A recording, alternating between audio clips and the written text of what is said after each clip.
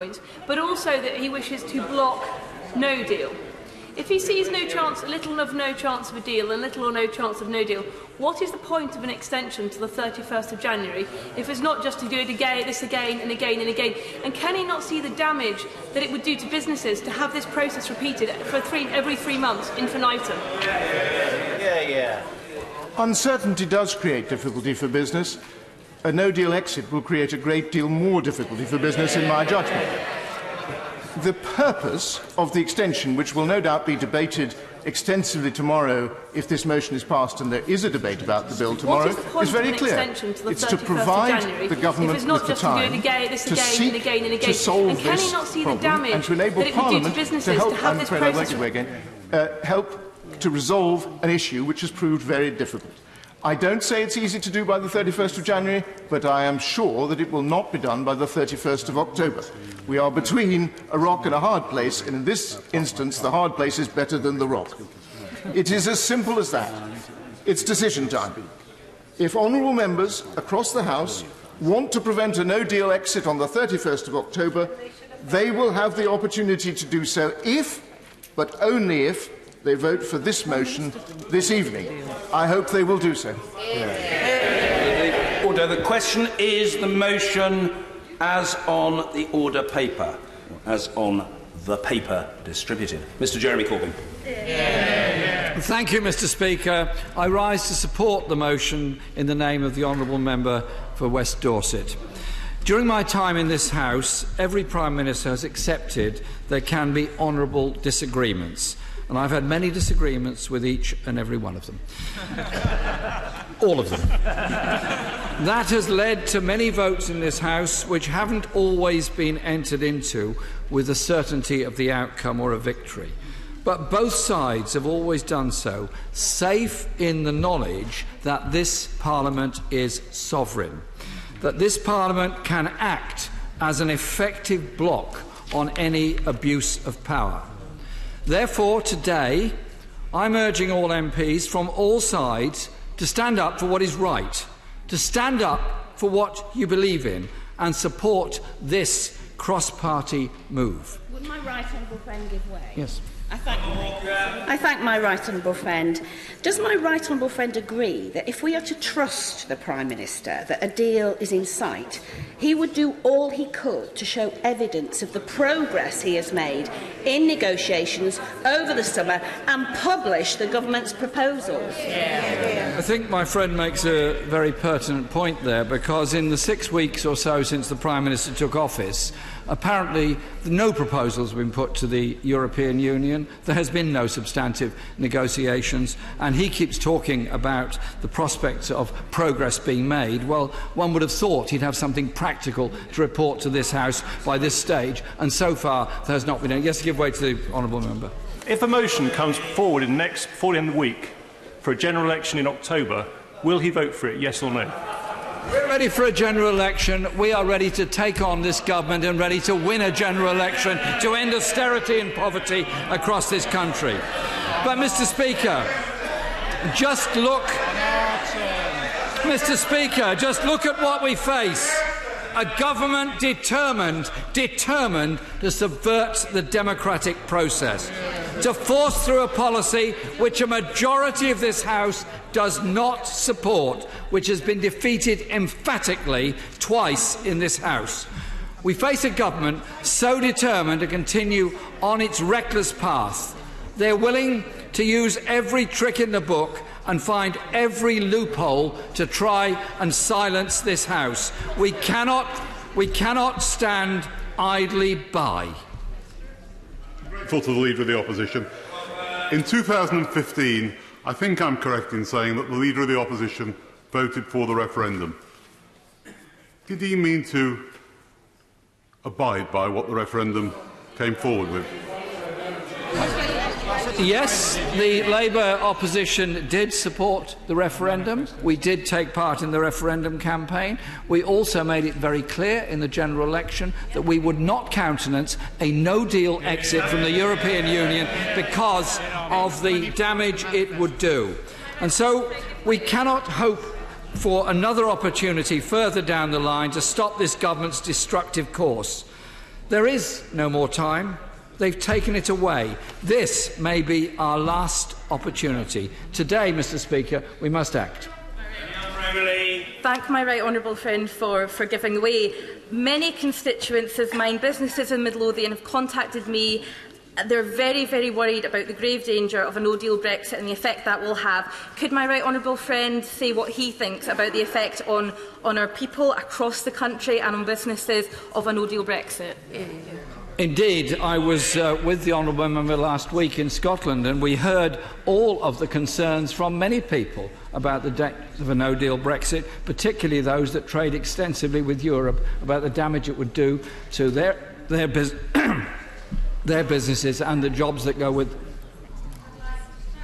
The right honourable member for giving way. He says he wants to avoid no deal, but 3 times he's voted against the deal. Exactly what changes to the withdrawal agreement would he like to see if he would ever vote for it? And I think I'm right in saying on 2 occasions I voted alongside the Prime Minister against those deals as well. So, But, Mr. Speaker, I understand that there are. I'll come back. I'll do some more. I'll give way a bit later on. Okay. I understand there are people from all sides of the House under a great deal of pressure in what is regrettably an extremely volatile political climate. But if you truly trust in what all the analysis shows, including the government's own analysis, as was demonstrated earlier, if you believe in what the experts say and you understand that a no-deal Brexit will be a disaster for this country, then you must act now. With that in mind, I want to pay tribute to those who have shown the political courage to boldly stand up for what they believe in, to bring this debate to the House. The bullying and the threats to MPs opposite from their own side is unprecedented. But let me offer some words of let me just offer. It's all right, I'm trying to help you. Let me offer you some words of encouragement. Standing by your principles doesn't always damage your future prospects. I thank the right honourable member for giving way, but can I suggest that he's careful with his selection of evidence? The Treasury, the IMF, the Bank of England all made predictions of doom and gloom if we voted to leave in 2016, and they said there'd be economic disaster by December, by Christmas 2016. They were all wrong. What's happened since is record unemployment, record manufacturing output and record investment, in the full knowledge that no deal is better than a bad deal. I thank the member for that intervention. The only problem is it flies in the face of all facts as they're published day in, day out.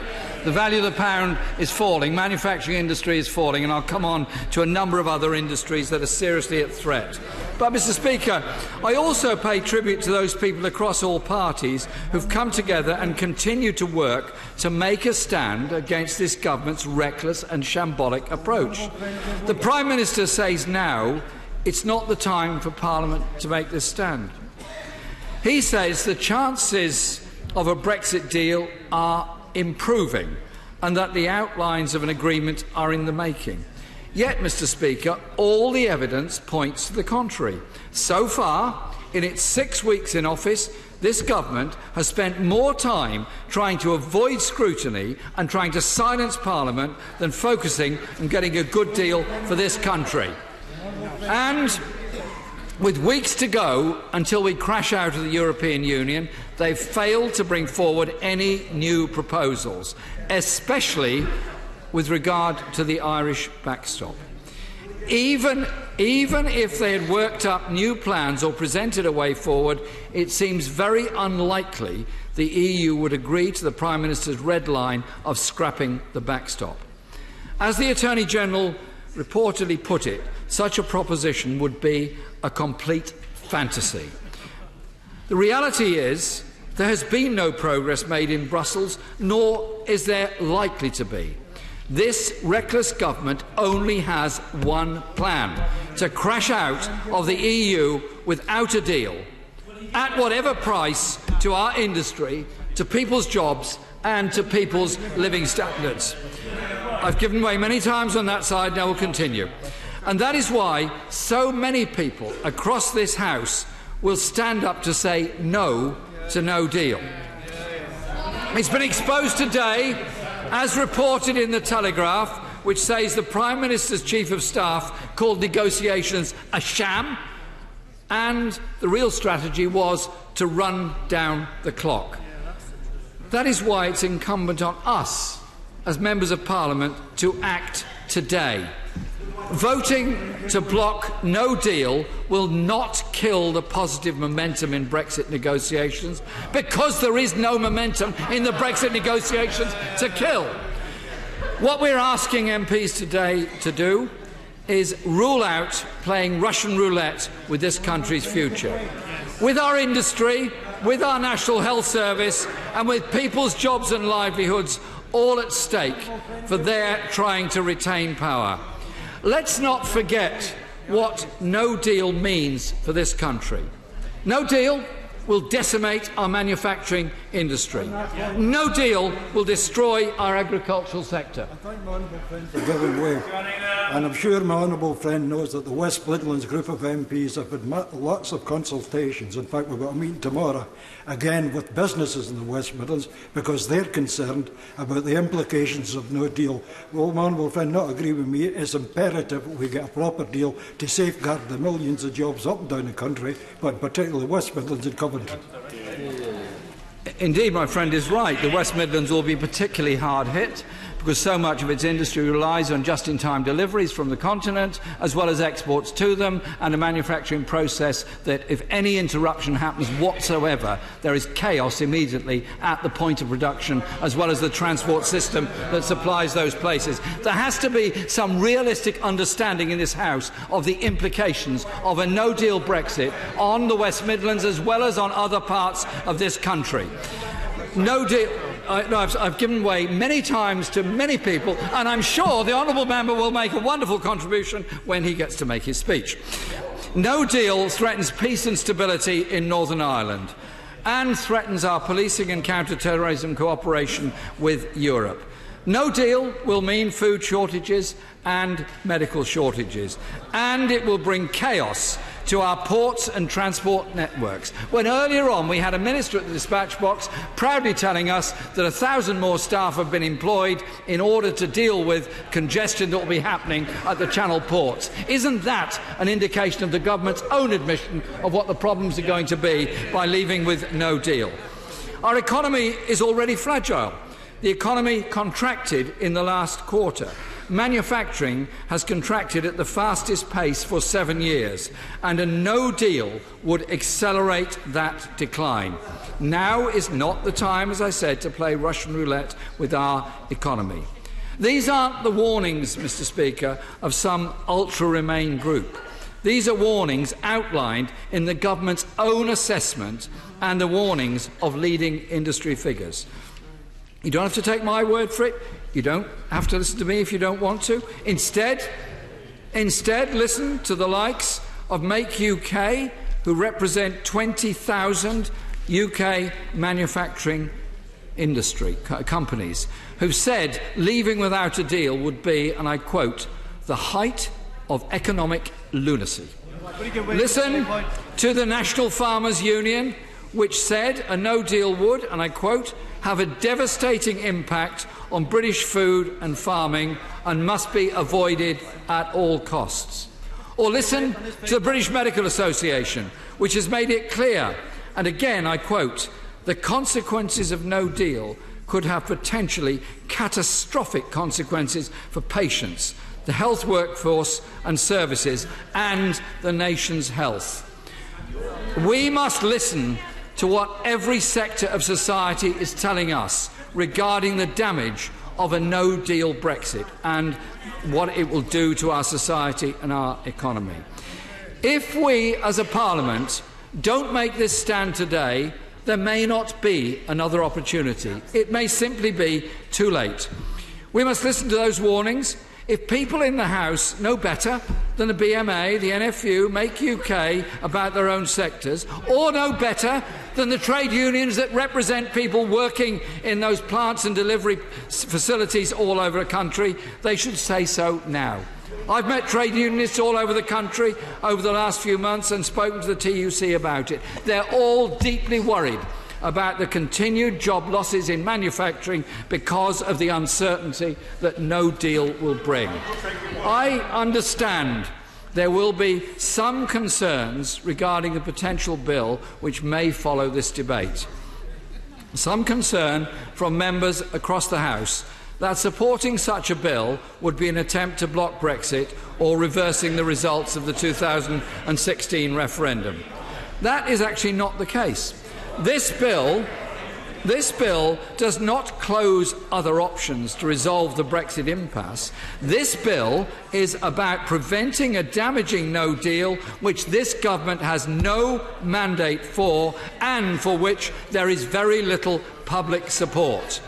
The bill is designed purely to provide vital breathing space to find an alternative way through the Brexit mess this and the previous government have created. Today, Mr. Speaker, is another historic day in Parliament. It's our chance to seize this last opportunity, to stand up to a bullying government that has shown itself ready to dodge scrutiny and silence debate.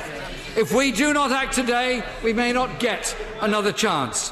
Whether people voted Leave or Remain, they did not vote to shut down democracy, as the very large numbers of people who were on the streets last Saturday from both Leave and Remain views were very concerned about the way in which this government is trying to shut down debate, shut down democracy and lead us into what I believe would be the problems of a no-deal Brexit. So, Mr. Speaker, I urge all MPs today to do what they believe to be right for their constituents, their jobs, their living standards and their communities, and support this proposal today that we may debate the bill tomorrow and prevent a no-deal Brexit with all the damage this would do to our community and our society. The Leader of the House, Mr. Jacob Rees-Mogg. Thank you, Mr. Speaker, and it's a pleasure to be speaking in this debate, brought to us by the Right Honourable Gentleman, the member for Dorset West, and to follow, of course, the Leader of Her Majesty's opposition. The Prime Minister has said, including in his statement earlier, this government is absolutely committed to delivering Brexit on the 31st of October. We must deliver the largest democratic mandate in the nation's history. Delivering the referendum result requires this House to respect the voice of the people as expressed in that historic vote. And so far, the House has failed to do so. And now, instead of backing the Prime Minister and giving him the best possible chance of securing a deal before the UK leaves the European Union on the 31st of October, we find ourselves debating a proposition that seeks to confound the referendum result again. Mr. Speaker, I wish to be clear. What is proposed today is constitutionally irregular, and I will, of course, give way. I'm grateful for him giving way. Could he remind the House how many times did he vote against the deal? The deal is dreadful. It's why the Prime Minister is getting a better one, if only the House would let him. But this is irregular, both in terms of the approach to allowing SO24s on substantive motions and in terms of the subversion of Parliament's proper role in scrutinising and the executive in initiating. I give way to the Honourable Lady. Thank you. Thank you, Mr. Speaker. I'm enormously grateful to the Right Honourable Gentleman for allowing me to intervene upon him. He will know the importance of the Good Friday Agreement to the people of Northern Ireland. And he will also know, as a unionist, that without a deal there will be an inevitable hardening of the border between the Republic of Ireland and Northern Ireland, which will incentivise Sinn Féin to agitate for a border poll, to take Northern Ireland out of the United Kingdom and into the Republic of Ireland, into United Ireland. How on earth could the right honourable gentleman defend the indefensible? Because, Mr. Speaker, I simply disagree with the Honourable Lady that there would have to be a political desire to impose a hard border, and neither the United Kingdom nor the Government of the Republic of Ireland has such a desire. Of course I'll give way to the Honourable Gentleman. I thank the right honourable gentleman for giving way. I appreciate that. I have a certain fondness for him from our time on the R&R committee some years ago. I'll tell the right honourable gentleman what is constitutionally irregular, and that is shutting down Parliament, shutting down debate, and shutting down the ability of MPs to hold this government to account. So can the right honourable gentleman tell me when it was that he became aware of the Prime Minister's plan to shut down Parliament in order to force through a no-deal Brexit? Because papers in the Court of Session today suggest it was the Prime Minister's plan on the 16th of August.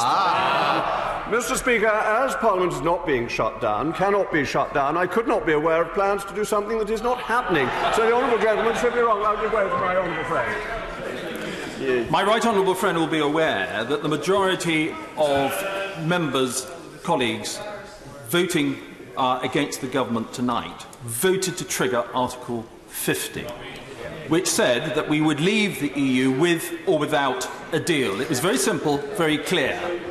Which bit does he think they now don't understand? Speaker, I think they don't like losing referendums, and they never accepted it. But I must come back to the constitutional issue, because this motion risks subverting Parliament's proper role in scrutinising and the executive in initiating. And, Mr. Speaker, you particularly have a grave responsibility, of which I know you are well aware, to uphold the norms and conventions that underpin our Constitution. But we all have a role to play, and it does considerable damage when some of us choose to subvert rather than reinforce, to hinder rather than to polish our Constitution. I give way to I thank the Leader of the House for giving way, and he's talking about the alleged subversion of democracy. I'm going to ask it very, very clearly. He seemed to not answer the honourable gentleman along the way.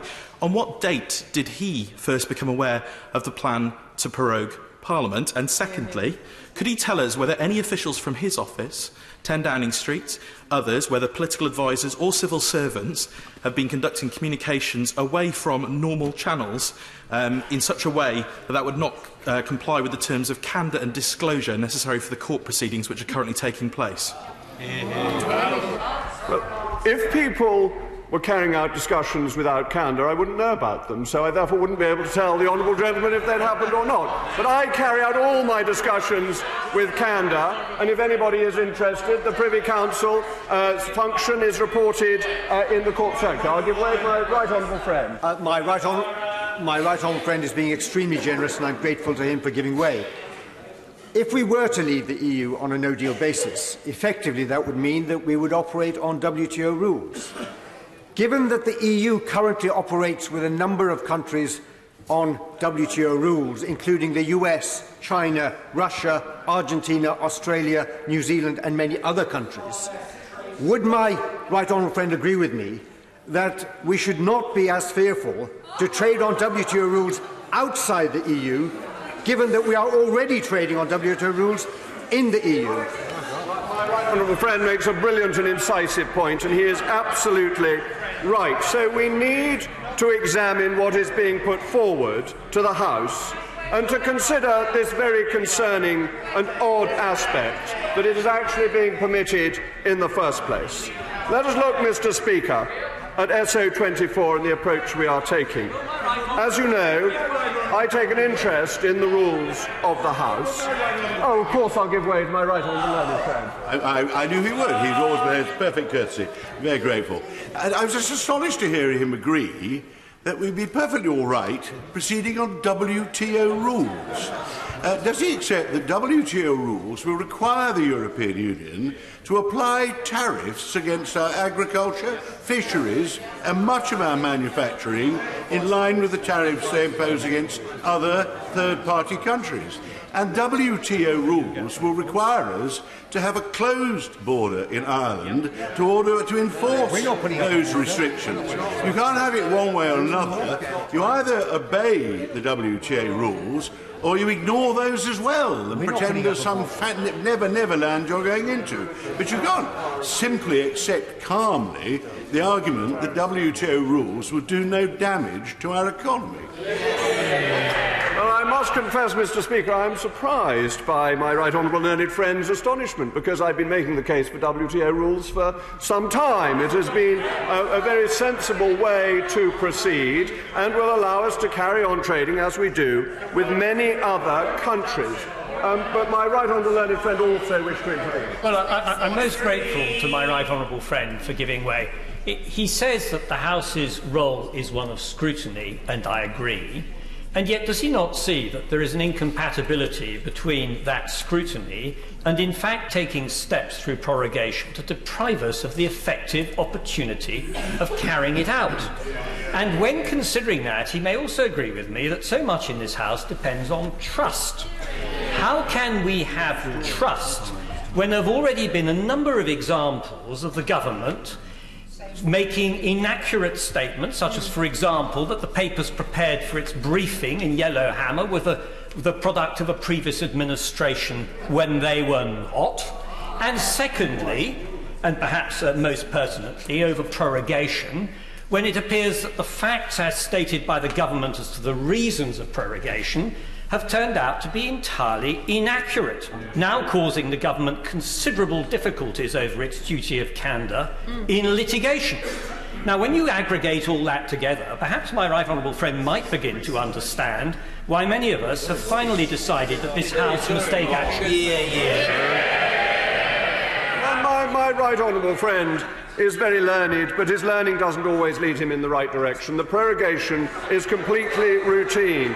The opposition front bench, when I was first and indeed last at this dispatch box, was asking for the session to be brought to an end. We were merely being our obliging selves, Mr. Speaker, in leading forth to a new keyed speech in the general course of events. In due course, because we always like to hear from the honourable gentleman, the member for the Rhondda, who informs and educates us when he speaks. But I know. We are going to have to wait, Mr. Speaker, for this informing and educating. We are all baiting our breath for it, but I like to keep people on tenterhooks for the time being, because I wish to talk about Erskine May, our old friend. And this sets out, Mr. Speaker, your role. And the chief characteristic attached to the office of Speaker in the House of Commons are authority and impartiality. And it would be disorderly, wrong, and not my intention to question your impartiality. But, like the umpires at Edgbaston, who saw 8 of their decisions sent for review and overturned, accepting somebody's impartiality is not the same as accepting their infallibility. And it is worth noting what a wise and scholarly speaker once said. Indeed, this wise and scholarly speaker said as recently as last year that a debate held under Standing Order number 24 could only be held on a substantive and amendable motion if the Standing Order is itself amended. In April 2008, in the light of 2 emergency debates on the UK's decision to take military action in Syria, you yourself said, "It is perfectly open to the House to amend Standing Order number 24, of which there is some uncertainty and often incomprehension. It could be amended to allow for the tabling of substantive motions in circumstances of emergency, which could also be amendable and on which the House could vote. If there are any members who are interested in that line of inquiry, they could usefully raise it with the chair of the Procedure Committee. As far as I am aware, no change has been made to Standing Order 24, yet the decision has changed. Various et mutabilis semper dictum. But now I will give way to the honourable gentleman. Well, the Leader of the House said earlier that Parliament isn't being suspended. But actually in this case it is. He knows perfectly well that select committees will not be able to sit. There will be absolutely no proceedings of Parliament. as according to the Bill of Rights, there will be no proceedings of Parliament whilst Parliament is prorogued. I want Parliament to prorogue, but I only want it to prorogue for 4 or 5 days so that we can do our job of scrutinising the government through proceedings in Parliament. That's the point. We want a Queen's speech, but we want to be able to come back and do our job. Mr. Speaker, the honourable gentleman knows the procedures of this House only too well. He knows that we were about to go, in some cases, to the seaside for party conferences, in the case of my party, to a major city centre. And that is why we are taking 4 or 5 days of parliamentary time and simply going over the normal recess.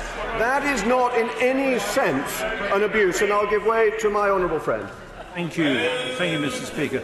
I'm very grateful to the leader for giving way. Could he go back to his point about Standing Order 24? I mean, it does seem to me he's absolutely quite correct, and the Speaker in his previous statement was correct, that this could not be on a substantive motion. Now, if this motion is carried tonight, which appears to be a substantive motion, it seems to me the government would have every right to declare it ultra vires and ignore it. Order. I know that the honourable gentleman won't presume to argue with the judgment of the Chair, entitled as he is to the possession and expression of his opinion. And what I would say to the honourable gentleman, in order to help him and to assist the Leader of the House, is this. If, in the judgment of the Chair, a motion under Standing Order number 24 is expressed in neutral terms, it will not be open to amendment. If it is judged to be expressed in neutral terms. The reality of the matter is there have been previous occasions upon which there have been Standing Order number 24 motion debates which have contained what I would prefer to call evaluative motions, notably, with which I feel sure the Leader is familiar, on the 18th of March 2013 and on the 11th of December 2018. It is in conformity with that practice that I have operated. I have taken advice of a professional kind, and I am entirely satisfied that the judgment that I have made is consistent with that advice. My attitude is simply to seek to facilitate the House. The Leader rightly referred to my responsibility, which was grave and solemn. I completely accept that, as well as I accept his right to his own view about my judgment in this matter. I have sought to exercise my judgment in discharging my responsibility to facilitate the House of Commons, to facilitate the legislature. I have done it, I am doing it, and I will do it to the best of my ability, without fear or favour. To coin a phrase, come what may, do or die. The Leader of the House.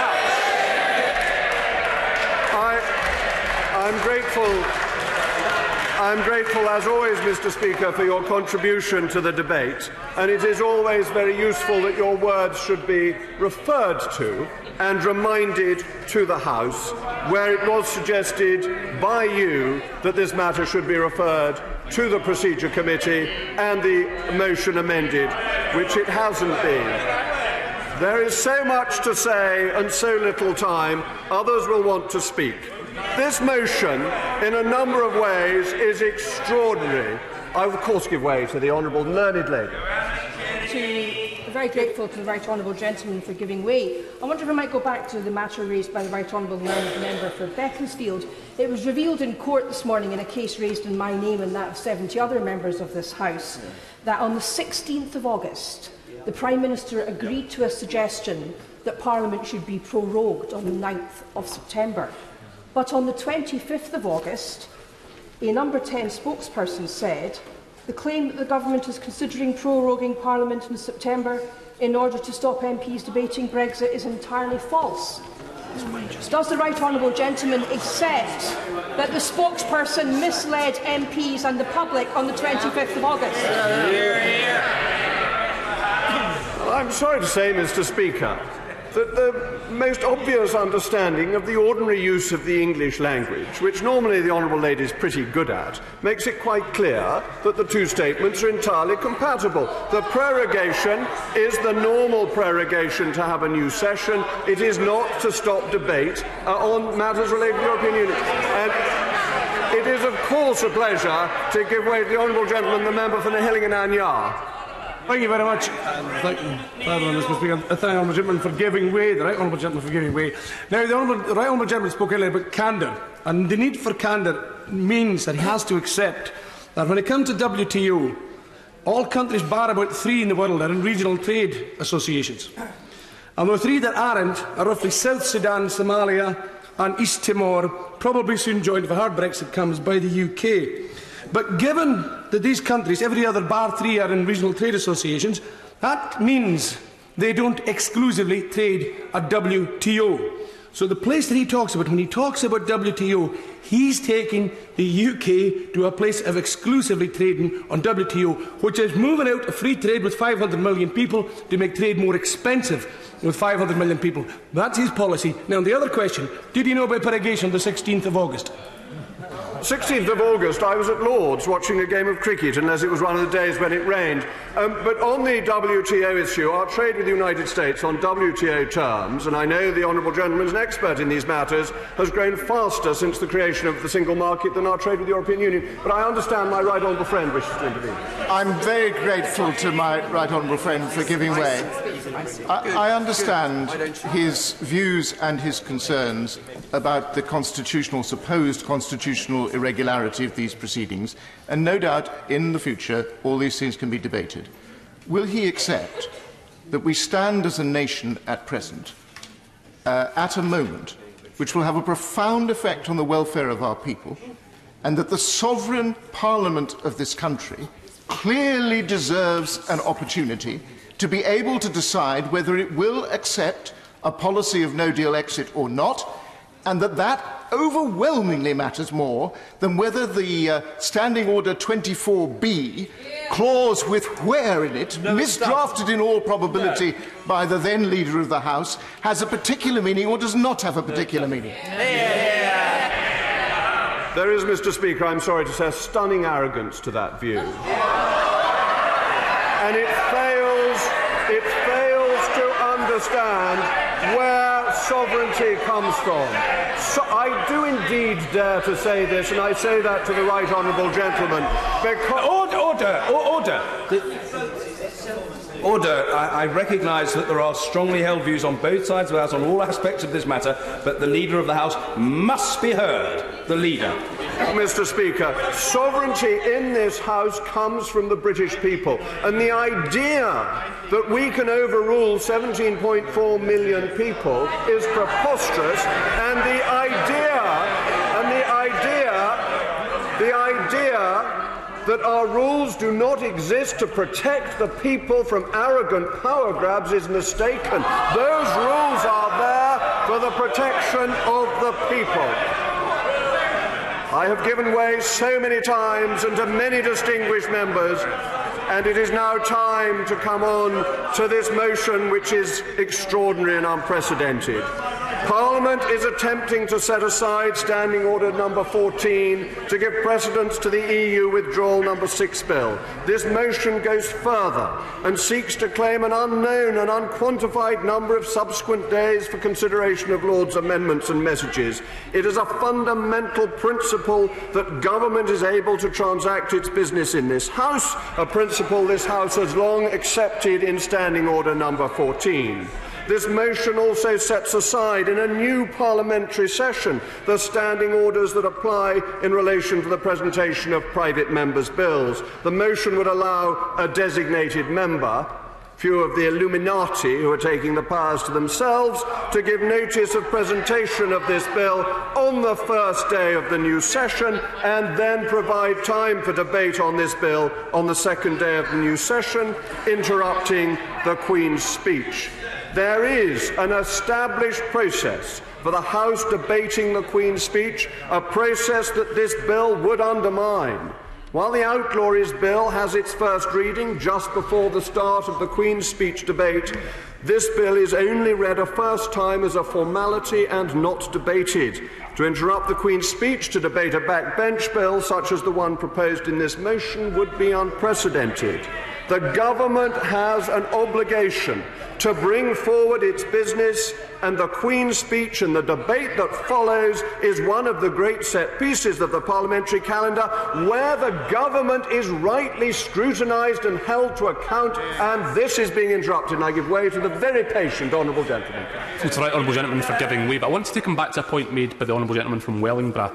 The honourable gentleman said quite a lot as a Brexiteer that we would be taking back control of our laws. So can he be crystal clear at the dispatch box tonight that if the bill passes in this House and passes another way, the government will not stop that getting royal assent if we're taking back control of our laws? The law will be followed. This country is a country that follows the rule of law, and this government assiduously follows constitutional conventions, unlike some other members of this House. But I understand the honourable gentleman from Stone wishes to intervene. In what could only be described as a breathtaking intervention by the member for West Dorset just now, and in support of my right honourable friend's assertion that it was weighed with great arrogance, would my right honourable friend be good enough to confirm that, in fact, the referendum bill, as enacted, was a sovereign act of Parliament which deliberately gave the right to the British people and not to the British Parliament to make the decision on the question of remain or leave? The honourable gentleman is, of course, right, and we report to the British people anyway. They are our bosses, and the honourable lady has been so patient. I'd like to thank him for giving way. Back to the bigger picture. The Prime Minister made it very clear in a speech last night and in a statement today that his preferred outcome is to leave with a deal. Can the Leader of the House confirm that that is also his preferred outcome, and that if a deal is agreed at the next European Council, sufficient time will be made in this chamber to make sure that we've legislated for that deal? The honourable lady is absolutely right, and I can say both personally and as bound by collective responsibility that I am in favour of a deal. We must allow other people to speak. I see that timed winged chariot is speeding away, and therefore I must get on to the separation of powers. Well, if the honourable gentleman wants me to carry on all night, I'll do my best. But the debate we are having today goes to the heart of our Constitution and the roles of the Executive and Parliament. These are matters of careful balance. It is for government, by virtue of its ability to command the confidence of this House, to exercise executive power. This includes the order of business and bringing forward legislation. It is for Parliament to scrutinise, to amend, to reject or to approve. Indeed, the scrutiny of the executive is one of the core functions of Parliament. These complementary and distinctive roles are essential to the functioning of the Constitution. Ministers are, of course, accountable to Parliament for their decisions and actions, and Parliament can make clear its views. It is not, however, for Parliament to undertake the role and functions of the Executive.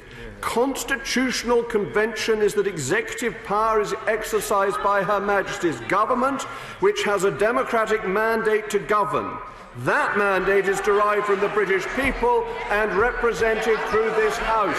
And, Mr. Speaker, when we look at this Constitution, we are protected by our rules and by our orders and by our conventions. We will remember from a man from all seasons that it is those rules, those laws, those conventions that protect us from the winds of tyranny. And if we take away those protections, as the right honourable gentleman proposes, we lose our protections.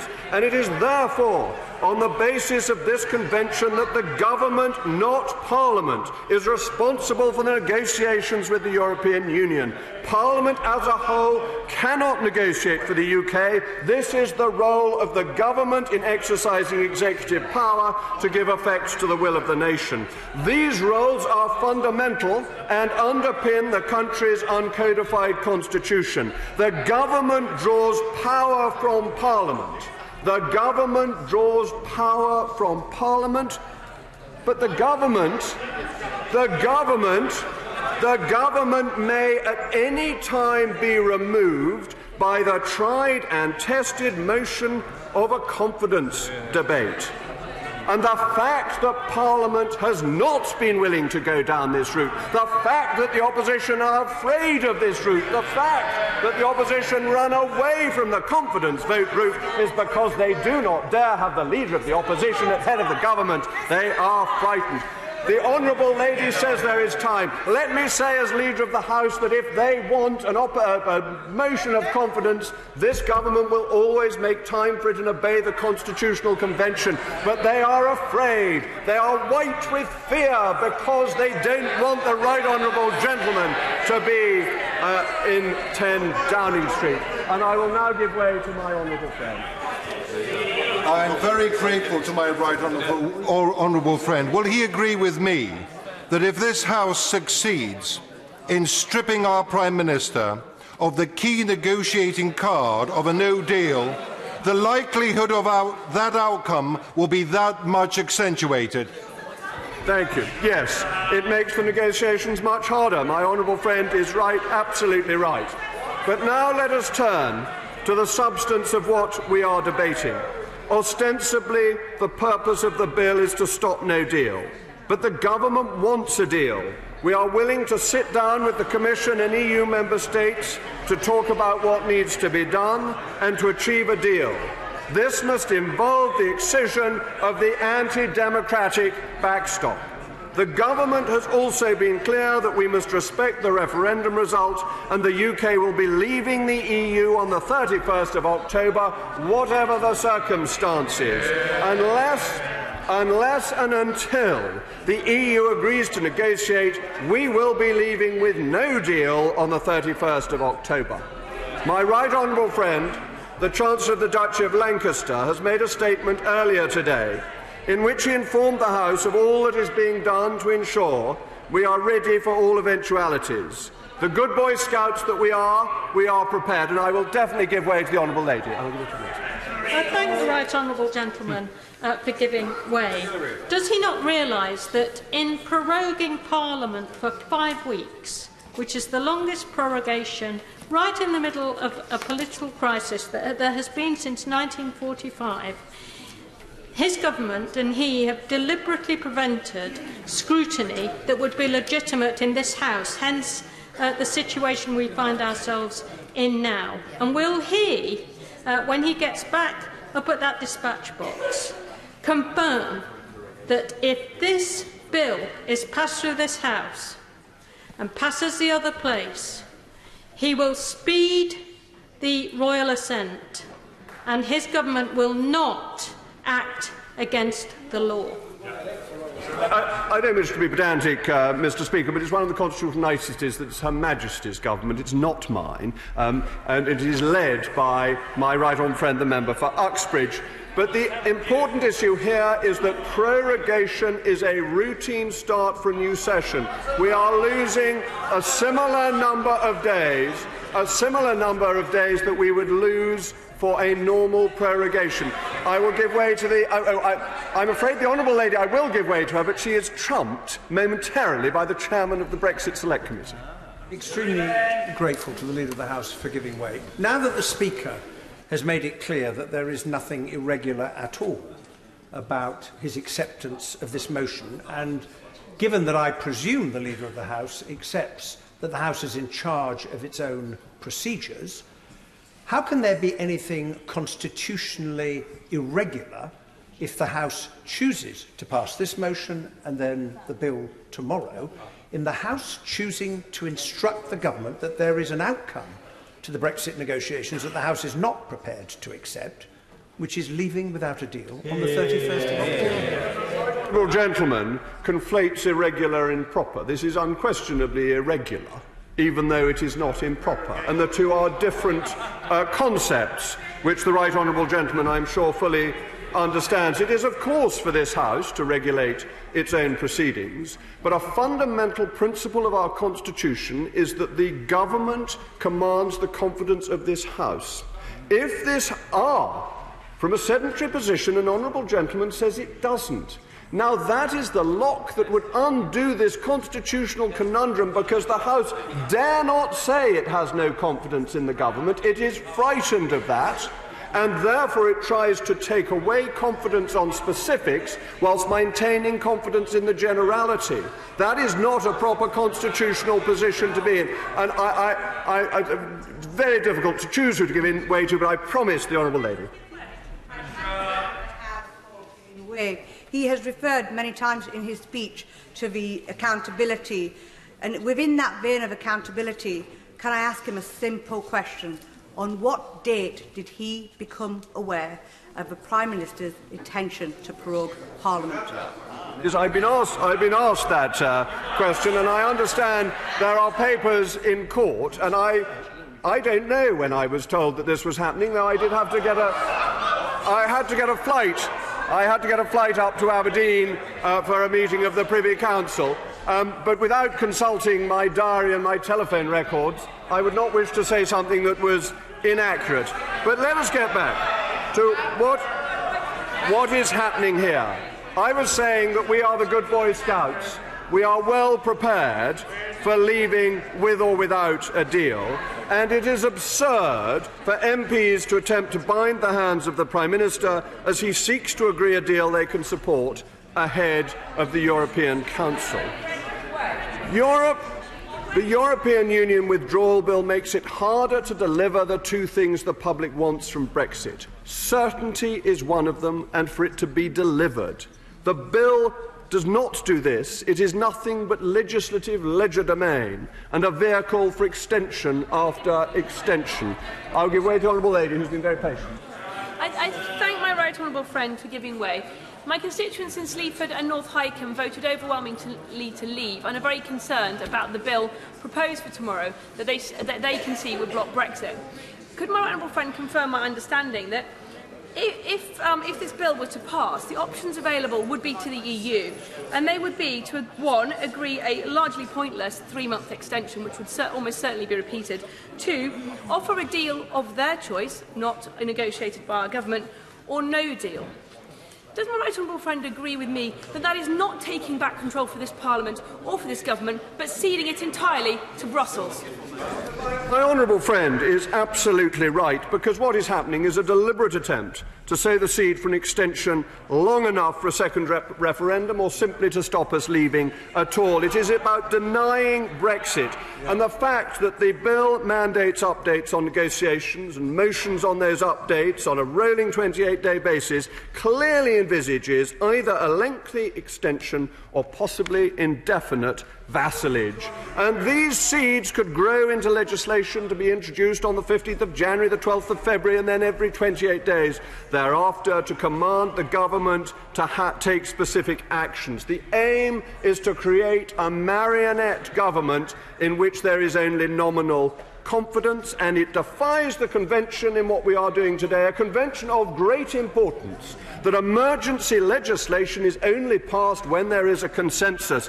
Governments less benign than this one in future may learn from this process and ram through any legislation they feel like. Without consensus, emergency legislation is something those on the opposition benches should be very careful about, for they may find they are at the wrong end of it in future. And we should be trying to help the Prime Minister in his chance to negotiate, not trying to bind him hand and foot. Not only do we want to be the vassal state of the European Union, we wish to send the Prime Minister bound hand and foot to go and negotiate with them. Mr. Speaker, you will be glad to know, Mr. Speaker, that I am drawing gently to a close, and therefore I fear the time for interventions, except from my very old friend, the Honourable Lady, Right Honourable Lady, the Chairman of the very distinguished committee that she's Chairman of. Send him a note. Mr. Speaker, for once the right honourable gentleman has made an error and he's over-promoted me, but I thank him for his distinctive comments. There's a serious point here. We are a representative democracy, not a direct democracy. Absolutely. And I take that judgment seriously, as I know do colleagues across the House. The government does not have a majority, we are in uncharted constitutional territory. So it is absolutely right and proper that we exercise our judgment in the interests of the country to avoid, at the very least, a no-deal Brexit. So for all of the talk from the Right Honourable Member, we must exercise that judgment. That is what we're doing. It is entirely responsible. I'm afraid I disagree with the Honourable Lady, and I must confess I'm astonished that she's not a Right Honourable. Something must have gone wrong with the Privy Council, of which I'm now Lord President, for this not to be the case. Honourable Member from Rhondda feels he has also not been justly promoted. I am sorry. But I don't think the Leader of the House was planning to invite the Honourable Lady to join him in Balmoral, as far as I'm aware, so I'm not sure it makes a great deal of difference in the immediate circumstance. The Leader of the House. Thank you, Mr. Speaker. But I'm afraid the Honourable Lady is wrong, because there is a routine constitutional procedure to deal with that, and that is the vote of confidence. And yes, we are a representative body, but where does our sovereignty come from? And here I'm in agreement with the Scots. Sovereignty comes from the people to Parliament. We hold it in trust for them, and they gave us an instruction. And if we follow this route, we are left with but three options. We then have to accept the deal with its anti-democratic backstop. We have to keep on extending, because Parliament would never accept that we are ready to leave, or we could simply revoke and tell 17.4 million people that they were wrong. The approach taken today is the most unconstitutional use of this House since the days of Charles Stuart Parnell, when he tried to bung up Parliament. Usurping the executive's right is unconstitutional. The abuse of emergency debates to do so is unconstitutional, and the bill itself is yet more unconstitutional. A.V. Dicey said all conventions have one ultimate object: to secure that Parliament or the Cabinet shall in the long run give effect to the will of the people. These conventions are being disregarded today, and so by extension is the will of the nation. Parliament sets itself against the people. Sovereignty comes from the people to Parliament. It does not come to Parliament out of a void. If Parliament tries to challenge the people, this stretches the elastic of our Constitution near to breaking point. We should recognise that the people are our masters and show us to be their lieges and servants, not to place ourselves in the position of their overlords. As we come to vote today, I hope all members, Mr. Speaker, will contemplate the current constitutional confusion and consider the chaos this concatenation of circumstances could create. Mr. Ian Blackford. Thank you, Mr. Speaker. It is a pleasure to follow the Leader of the House. I should remind him that Lord Cooper in the Court of Session said that parliamentary sovereignty is a purely English concept that has no counterpart in Scottish constitutional history. In Scotland, the people are sovereign, and that, of course, will be a matter of importance as the people of Scotland decide what their future will be. I have to say, Mr. Speaker, that I'm rather surprised by the Right Honourable Gentleman, who's always been a student of the rights of this House, because the harsh reality is the reason that we're in the situation that Parliament has been prorogued is because the Prime Minister has instructed three stooges to go to Balmoral to give an instruction to the Queen to shut this place down. And for all these pronouncements that this is normal, it most certainly is not normal for Parliament to be prorogued for 5 weeks. And we know the simple reason is because the government is running away from the powers and responsibilities that this House has. It is shameful, it is disgraceful. And in that regard, I'm deeply honoured and privileged to endorse the motion in the name of the member for West Dorset. Mr. Speaker, today the Scottish Government has launched an ambitious programme for government aimed at tackling climate change, building a fairer economy, reducing inequality and improving the lives of citizens across Scotland. Mr. Speaker, a government getting on with its day job. 12 years into government, yet still focused on making life better for those in Scotland. But while government in Holyrood is stepping up to meet the challenges facing both Scotland and the world, Westminster is quite literally shutting down. There is very much a tale of two governments. While the SNP is doing everything here and in Edinburgh to move Scotland forward, the threat to our economy and society from the right-wing Brexiteer cabal occupying Downing Street cannot be mitigated away. Mr. Speaker, they will be stopped. A sham is what reports say of the Prime Minister's advisers have called his EU negotiation strategy. Running down the clock is what the Telegraph is reporting those close to the Prime Minister say his strategy is. A complete fantasy, reports say the Attorney-General advising the Prime Minister of his approach to the backstop. Mr. Speaker, the tall tales of this Prime Minister are being exposed by the media by the minute. Sources are exposing the smoke and mirrors behind those playing games in Number 10. Does the Prime Minister think this is a game? If so, it is a very, very dangerous game. Make no mistake, the Prime Minister is acting like a dictator, shutting down Parliament, ripping up democracy and silencing the people. I give way. Right Honourable Gentleman for giving way, and he's making some very strong points. Would he agree with me that if the government was serious about negotiating, and there were serious negotiations going on, then the negotiation team wouldn't have been cut to a quarter of the size of what it was under the previous Prime Minister, and you wouldn't have meetings going on where the chief negotiator is saying that the rationale for talking to the Brexit team in the EU is domestic political handling? My honourable friend is absolutely correct. It is a complete sham to say that negotiations are taking place. This is simply a government that is driving us towards no deal, and Parliament, thankfully, is standing up for its rights. The Prime Minister seems to have forgotten in this place we have been elected to represent the will of our constituents, and we on these benches have been elected to serve the people of Scotland. The people of Scotland who have overwhelmingly voted to remain in the European Union.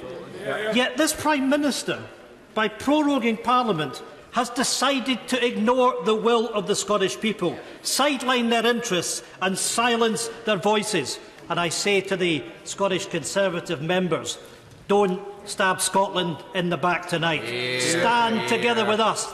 For once, stand up for Scotland's interests. While the Prime Minister clearly thinks he can do whatever he wants with Scotland and get away with it, the SNP is here today to tell him that we aren't having it. Since coming to office, the Prime Minister has not given Parliament the opportunity to debate the constitutional crisis facing these islands. And despite Parliament previously ruling out leaving on a no-deal basis, the Prime Minister is pedalling us towards the cliff edge, risking a no-deal Brexit, risking jobs, risking food and medicine supplies, the population of the United Kingdom being threatened by this government. I'll give way first. Very good, Honourable Chairman. The first observation I have about this government, it's amazing how much they're enthralled to the date given to them by Donald Tusk of the 31st of October. It's now become sacrosanct for Brexiteers, that EU date. But the other thing that strikes me about this government is they're looking to have a jingoistic pre-hard Brexit election, but they're fearing a post-Brexit election when there are empty shelves and lacks of medicines, because a lack of food on the shelves and a lack of medicines do not election victories make, and they will be decimated after they do the damage. So they want to cut and run and see if they can get over the line before they do the damage. My honourable friend is correct, and the responsibility that this House has is to make sure that we don't have the catastrophe of a no-deal Brexit, to protect us from that risk. And yes, we want an election, but we want an election safe in the knowledge that we've protected our citizens from a no-deal Brexit. That is the right thing to do. And let's remind ourselves that the Prime Minister hasn't been elected by the people. He's been put in power by Conservative members. He should put himself in front of the people. But let's, in the first case, work together, work collectively to remove that cliff edge of the 31st of October. I thank the Honourable Gentleman for giving way. Does he recall very clearly, as I do, that on the 6th of April 2016, we were told by the current Chancellor of the Duchy of Lancaster that when the day after we vote to leave the EU, we will hold all the cards. Does that not simply show that this government has been run by a hopeless, naive group of fantasists? I have to say, it grieves me to see what has taken place, because in effect what has happened with the election of the Prime Minister, that we've had the Vote Leave campaign that now runs the government. And the harsh reality is that Conservatives sitting on the back benches that are prepared to put our national interest before party interests are going to be forced out their party. What has happened, Mr Speaker, is that the Tory party have been taken over by a cult, and that does nothing, absolutely nothing, for our democracy. I'm very grateful to the right honourable gentleman. He's completely right that Scotland would be harmed by a no deal, just as my constituents in Nottingham would be harmed by no deal. He's absolutely right to say that this bill is required as an insurance policy against that no deal. But would he also agree that anything that dissolves Parliament before the 31st of October, whether it is through prorogation or a jingoistic election, as the Honourable Gentleman from Nahill and Nar suggested, would put at risk our constituents, because there just is not the time to put all the legislation, the preparations in place, that insurance policy, before the 31st of October. I think my honourable friend is right to signify that we are facing a constitutional crisis. And I want to applaud members of Parliament right across this House that have worked together over the course of the last few weeks collectively, because we understand the risk that there is to our economy. We understand the risk that there is to our communities. And thank goodness that members of Parliament have shown that desire to work across the House. And we in the SNP have made it clear that we will work with everyone else. We will make sure that we remove that cliff edge. We have done that consistently ever since 2016. We want an election, but we want an election where we can get to that safe landing place, that we have that no deal taken off the table at the 31st of October. But I say this, and I no way do I mean it as a threat to anyone in this House. The people of Scotland deserve the right to be able to determine their own future. We cannot allow ourselves to be taken out of the European Union against our will. We have a mandate from the 2016 Scottish election to deliver a referendum for the people of Scotland. And it is absolutely right that the people of my country that want to remain as a European nation should have that choice. And the Prime Minister and his Brexiteer cohorts are not going to drive Scotland out of the European Union against our will. I'll give way one more time. I thank the right honourable member for giving way. Does he, like me, feel somewhat disrespected tonight by the contribution of the Leader of the House, who's disrespected our Speaker and his decisions, and everybody who has supported this motion? I'm proud to have my name on here. Very proud to stand with people who are willing to put country before party, country before self. I wasn't sent here by my constituents to make them poorer, to put their jobs at risk and their health care. And I think that's our overriding priority, that we are here to stop a no-deal Brexit. This isn't about whether we're Remainers or Brexiteers. Many people who voted for Brexit would continue to do so, but not for a no-deal Brexit. I believe there is no majority in the country or in this House for a no-deal Brexit, which is a disaster for the people of this country, of all four nations. I think the Honourable Lady makes a very passionate case, and we must reflect on what is in the Yellowhammer document. It is not made up. It is not anybody on this side of the House. It is the government that recognises the risks that there are to the people of the United Kingdom. When you have a government that is telling us that there is a potential risk to food supplies, when you have a government that is telling us that there is a risk to medical supplies, for those in particular that need epilepsy drugs, and good grief, contained within the document, it talks about a limited risk to water supplies for hundreds of thousands of people. Just think about this. Think about a government that's telling the people of the United Kingdom that we cannot guarantee that you're going to have a water supply. Hear, hear. What on earth are we doing?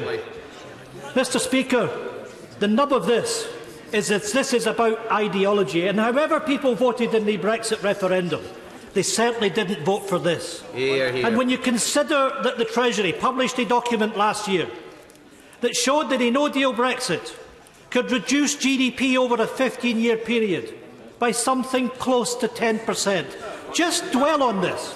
You're talking about an impact on the economy that's 4 times greater than the economic crisis of 2008, the economic crisis that ushered in a decade of austerity. It is the height of irresponsibility, for any politician to think that we should be supporting no deal, putting constituents on the dole. Mr. Speaker, unemployment is never a price worth paying. But the government are prepared to put the people of the United Kingdom on the dole. We will not sit back and allow that to happen. One last time and then I'll make progress. The right honourable gentleman for giving way. He's making a very passionate case as to why no deal will be such a disaster. Does he agree with me that we have to, once and for all, dispense with this notion that it's some bargaining chip in these negotiations? Shooting yourself in the foot because you don't get what you want is not a negotiating position. I'm grateful to the honourable gentleman, and he's absolutely correct. It is delusional, and they should start telling the truth to people. There will be no... One last time. I thank my right honourable friend for giving way, but does he agree with me that what we hear from Europe is there isn't actually any proposal on the table from the government anyway? So there has been no serious negotiation to get a deal, and it's all literally a fairy tale and a sham. Well, I don't know what the Prime Minister believes, but he was asked several times today by members in this House to tell us what proposition that the government's making. There is none. It's a sham. This is a government that's heading us towards the cliff edge of a no deal. That is the reality. Mr. Speaker, the deepening of the democratic deficit under the Prime Minister is despicable. This decision is an outrageous assault on basic democratic principles. And yet the Prime Minister and his cronies will argue that this is normal. A suspension, he argues, is quite right and proper. What ridiculousness. Now, I know the Prime Minister has never been one to deal in facts. But let me make it clear for members. In the last 40 years, Parliament has never been prorogued for longer than 3 weeks. Mr. Speaker, in most cases, it has been prorogued for only a week or less. To try and argue that 5 weeks is normal, if we're being polite, is disingenuous.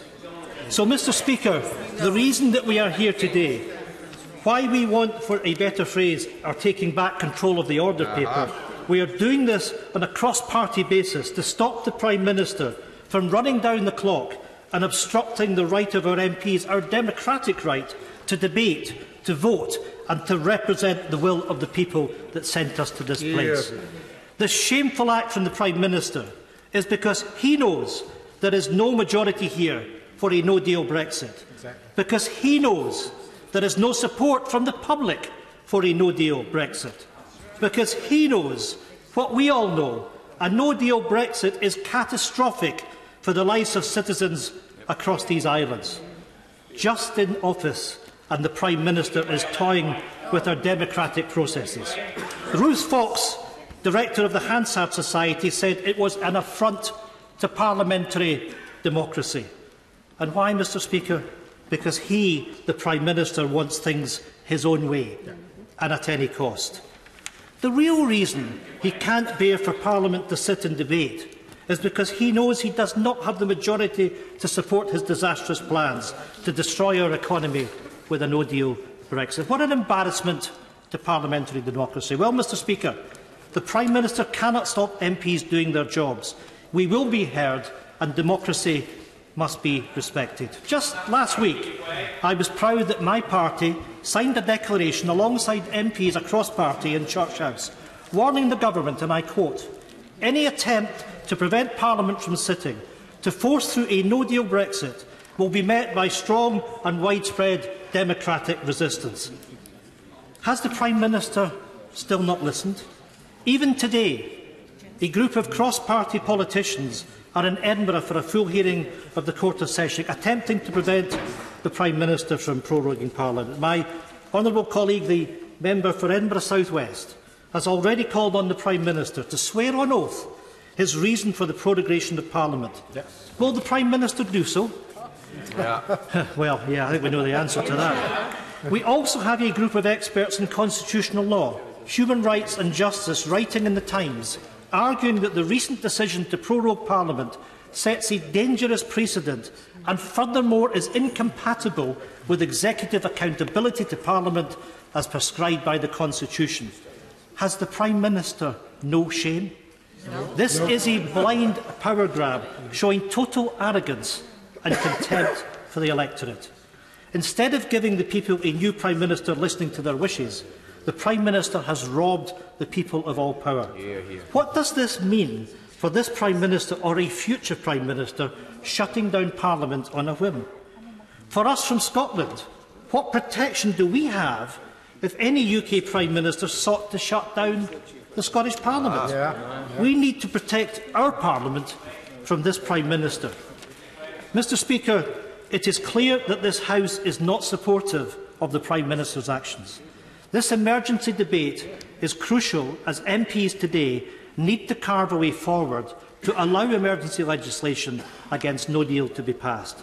The cross-party bill seeks to ensure that the UK will not leave the EU without a deal unless Parliament consents to such an outcome. It will also require the Prime Minister then to extend Article 50. This is a crucial step to prevent a catastrophic no deal, to protect our economy and our communities. This is how we can come together to avoid a no-deal Brexit and protect the interests of citizens across these islands. And, Mr Speaker, fundamentally to protect not simply the rights of Parliament or parliamentarians, but the rights of the people. The denial of Parliament having its say denies people in Scotland and across the UK their say against a no-deal Brexit. We in the SNP cannot countenance that. I urge members, unite to stop a no-deal Brexit, to stop this Prime Minister, this dictatorship, and to restore democracy. Tonight, Mr Speaker, it is our turn to take back control. Tonight, the Prime Minister is going to be stopped in his tracks. The Prime Minister has tried to rob the people of their power. Now it's our time to rob him of his. Order. After we have heard from the Father of the House, whom I intend shall speak next, it will be necessary for there to be a time limit on backbench speeches imposed by me in the name of trying to accommodate the maximum number of colleagues in this important debate. Mr Kenneth Clark. Well, Mr Speaker, you're very generous to me, and I will try to be extremely short. And actually, the honourable member has just enabled me to be shorter, because I think he made the absolutely key point in the last few moments of his speech when he talked about what really lies behind this bill from the point of view of Parliament and parliamentary democracy. I mean, we all know we're in the middle of an historic crisis, and we all know our duty is to take a decision that will be best for future generations, will do least damage to our political standing in the world and to our economy. But this horrendous debate, which is tearing the country apart, is doing great harm to our political institutions, and particularly Parliament. A large number of the population on either side of the European debate are beginning to hold Parliament almost in contempt, and fanatic leavers are just convinced that it's wicked MPs who are undermining the people's will, and we're solely responsible for the appalling deadlock which we're in.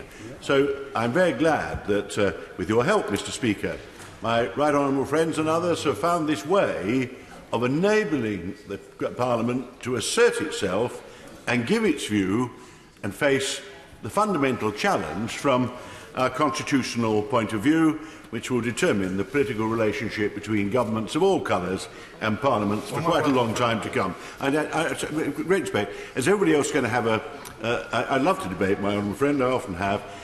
I get longer and longer once I give way.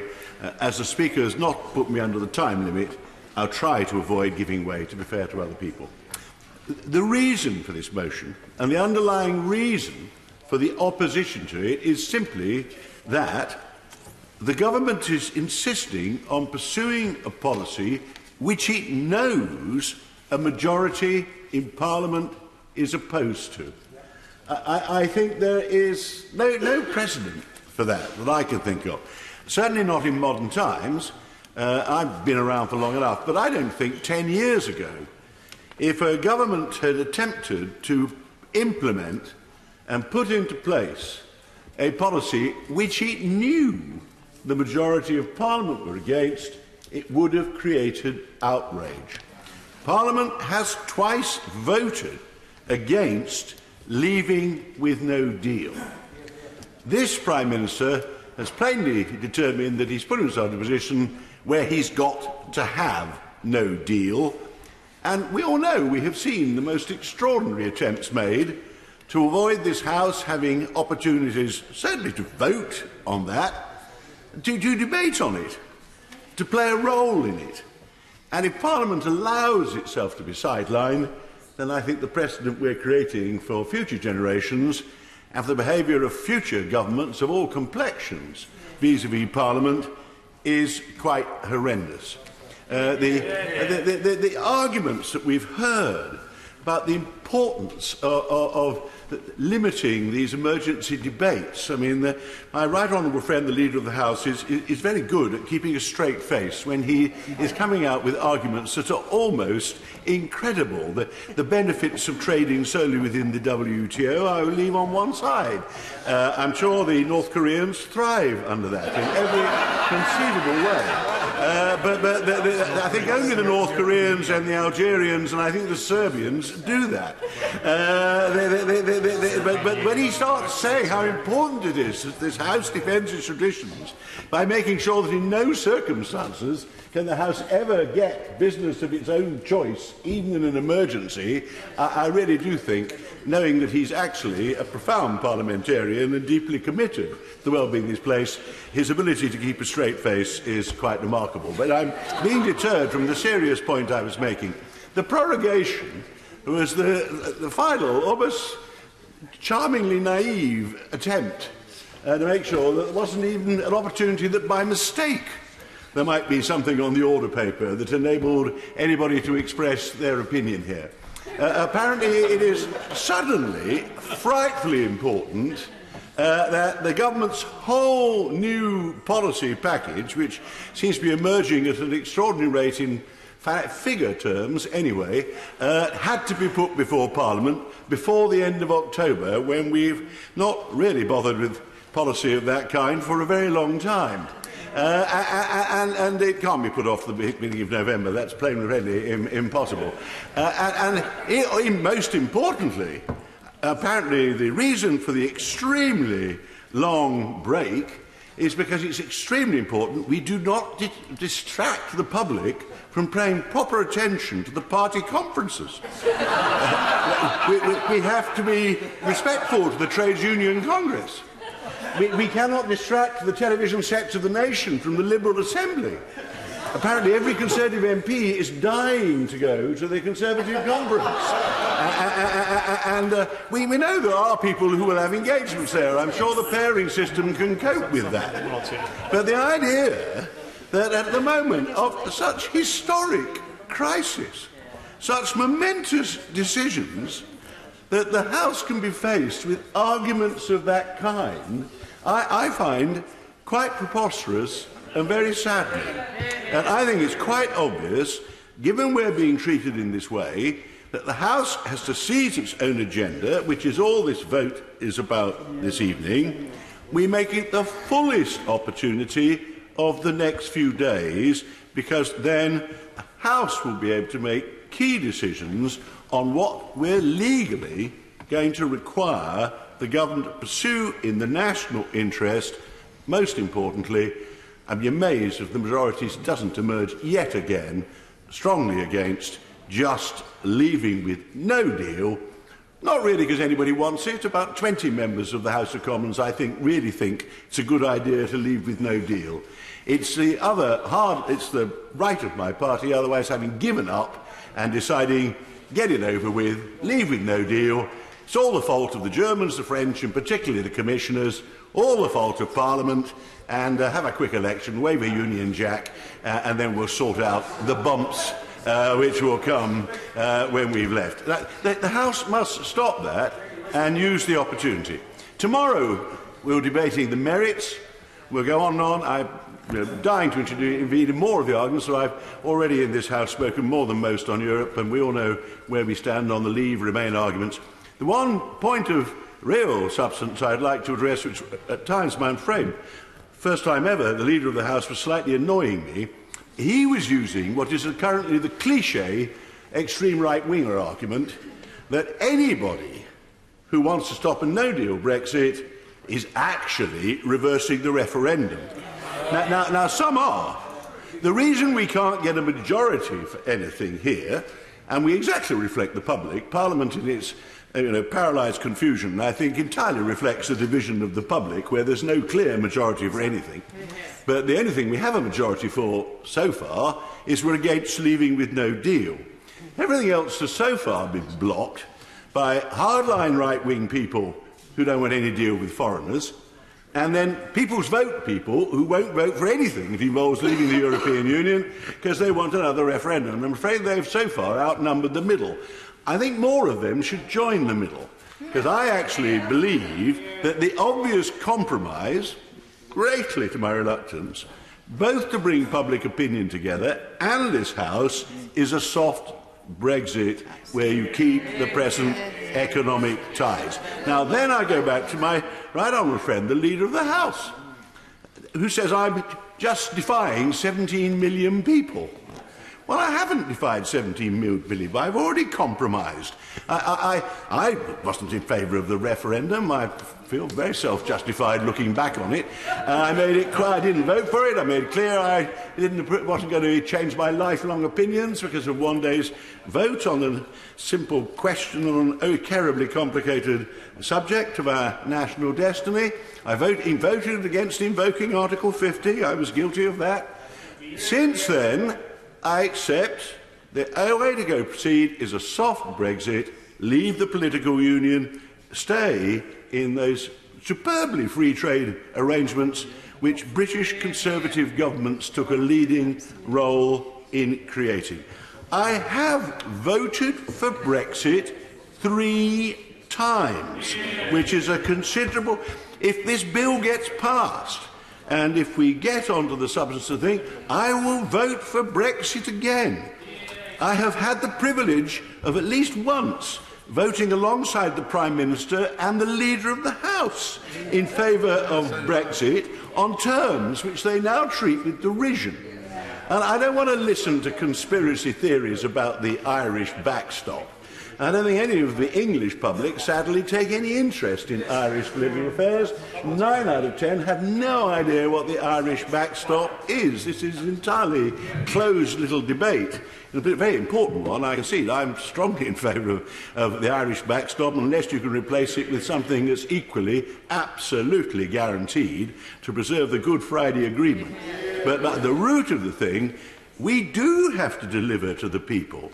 And I think we could get a broad mass of the public together on something keeps our economic ties together, attempts, as the EU keeps doing under British leadership, to extend free trade through more and more EU trade agreements, which we took the leading part in pressing for, which now we're about to walk out of, go back to WTO terms all over again, with South Korea and Mercosur and so on, which we're about to do. That must be stopped. I would like to see a bill in which we put more positive steers from this House, because we all know what we're against, no deal. We can't agree on what we're for.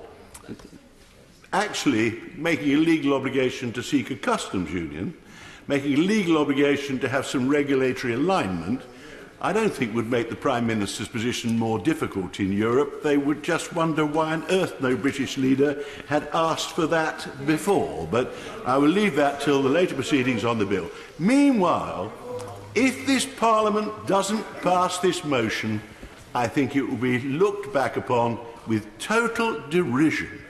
What sort of a Parliament was it in the middle of this crisis which said to the government, this new government, this populist government that's storming away as it is, oh yes, we quite agree with you, we should not be troubled with this, The executive, as we've just been told, has absolute powers. We're only a debating society, allowed to comment when we're allowed upon it.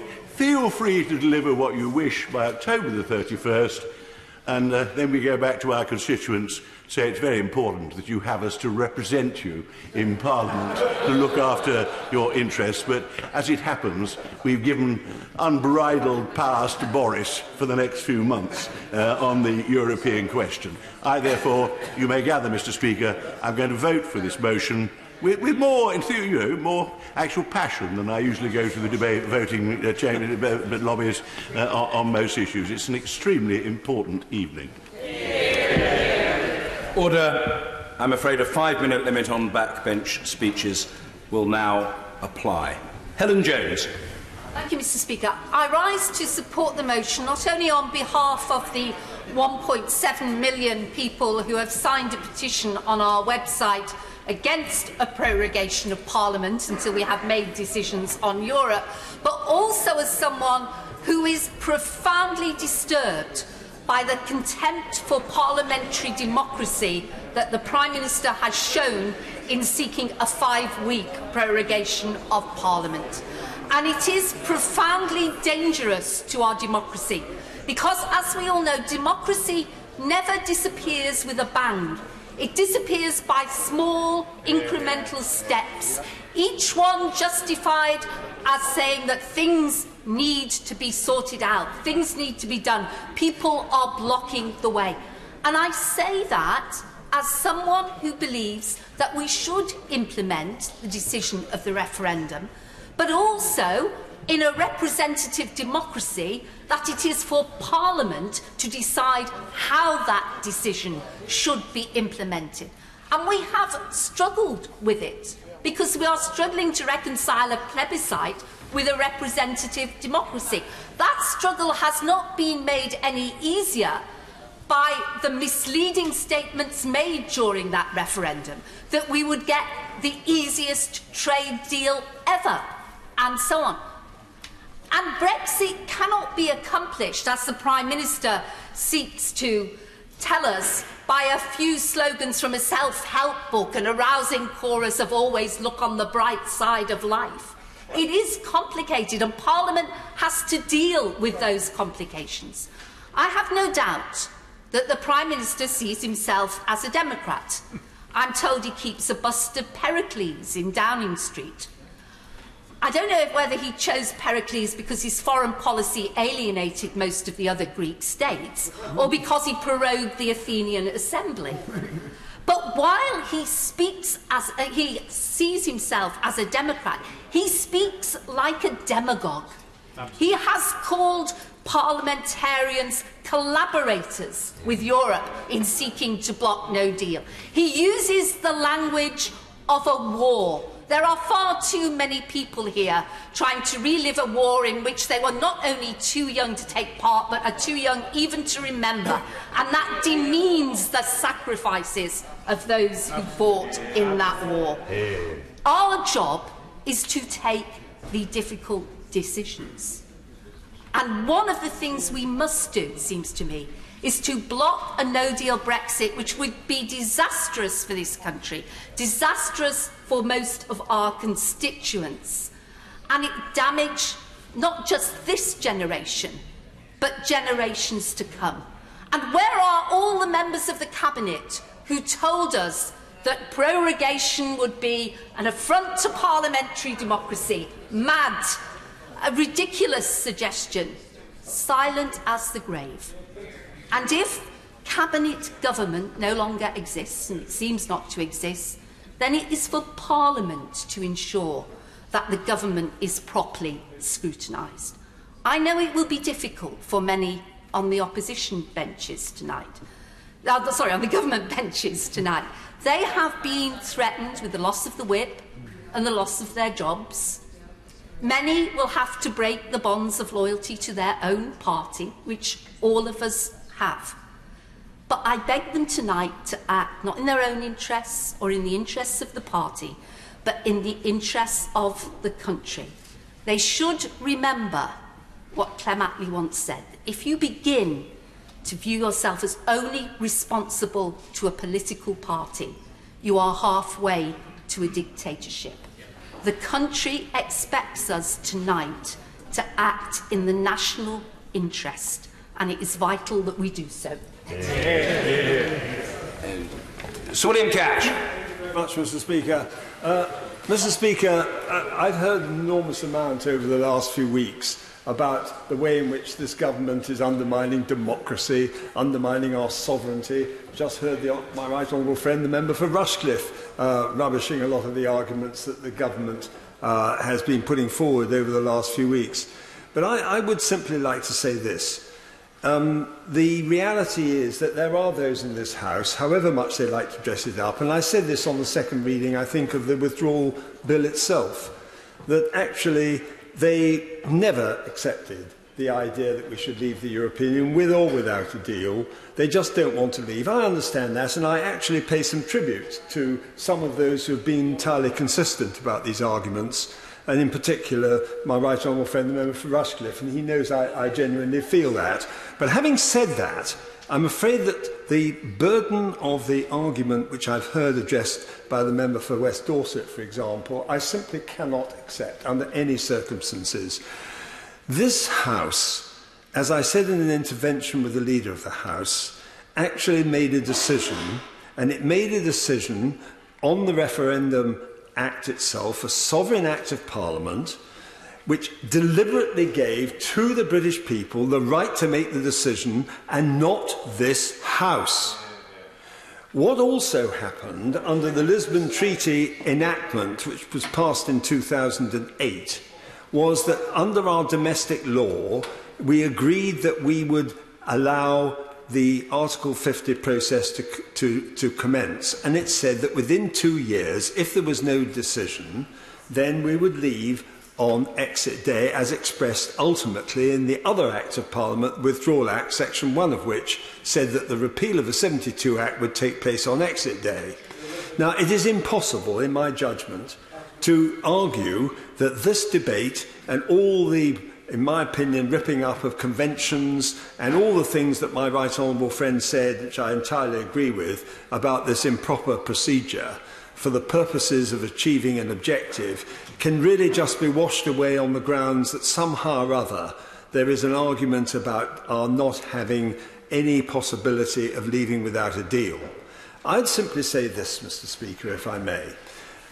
This is certainly, as the Honourable Member for Rushcliffe said, a matter of unbelievably important historic significance. We came into the European Union in 1972 on the basis of a white paper, and I got out that white paper only today, and it quite clearly states that we will never give up the veto.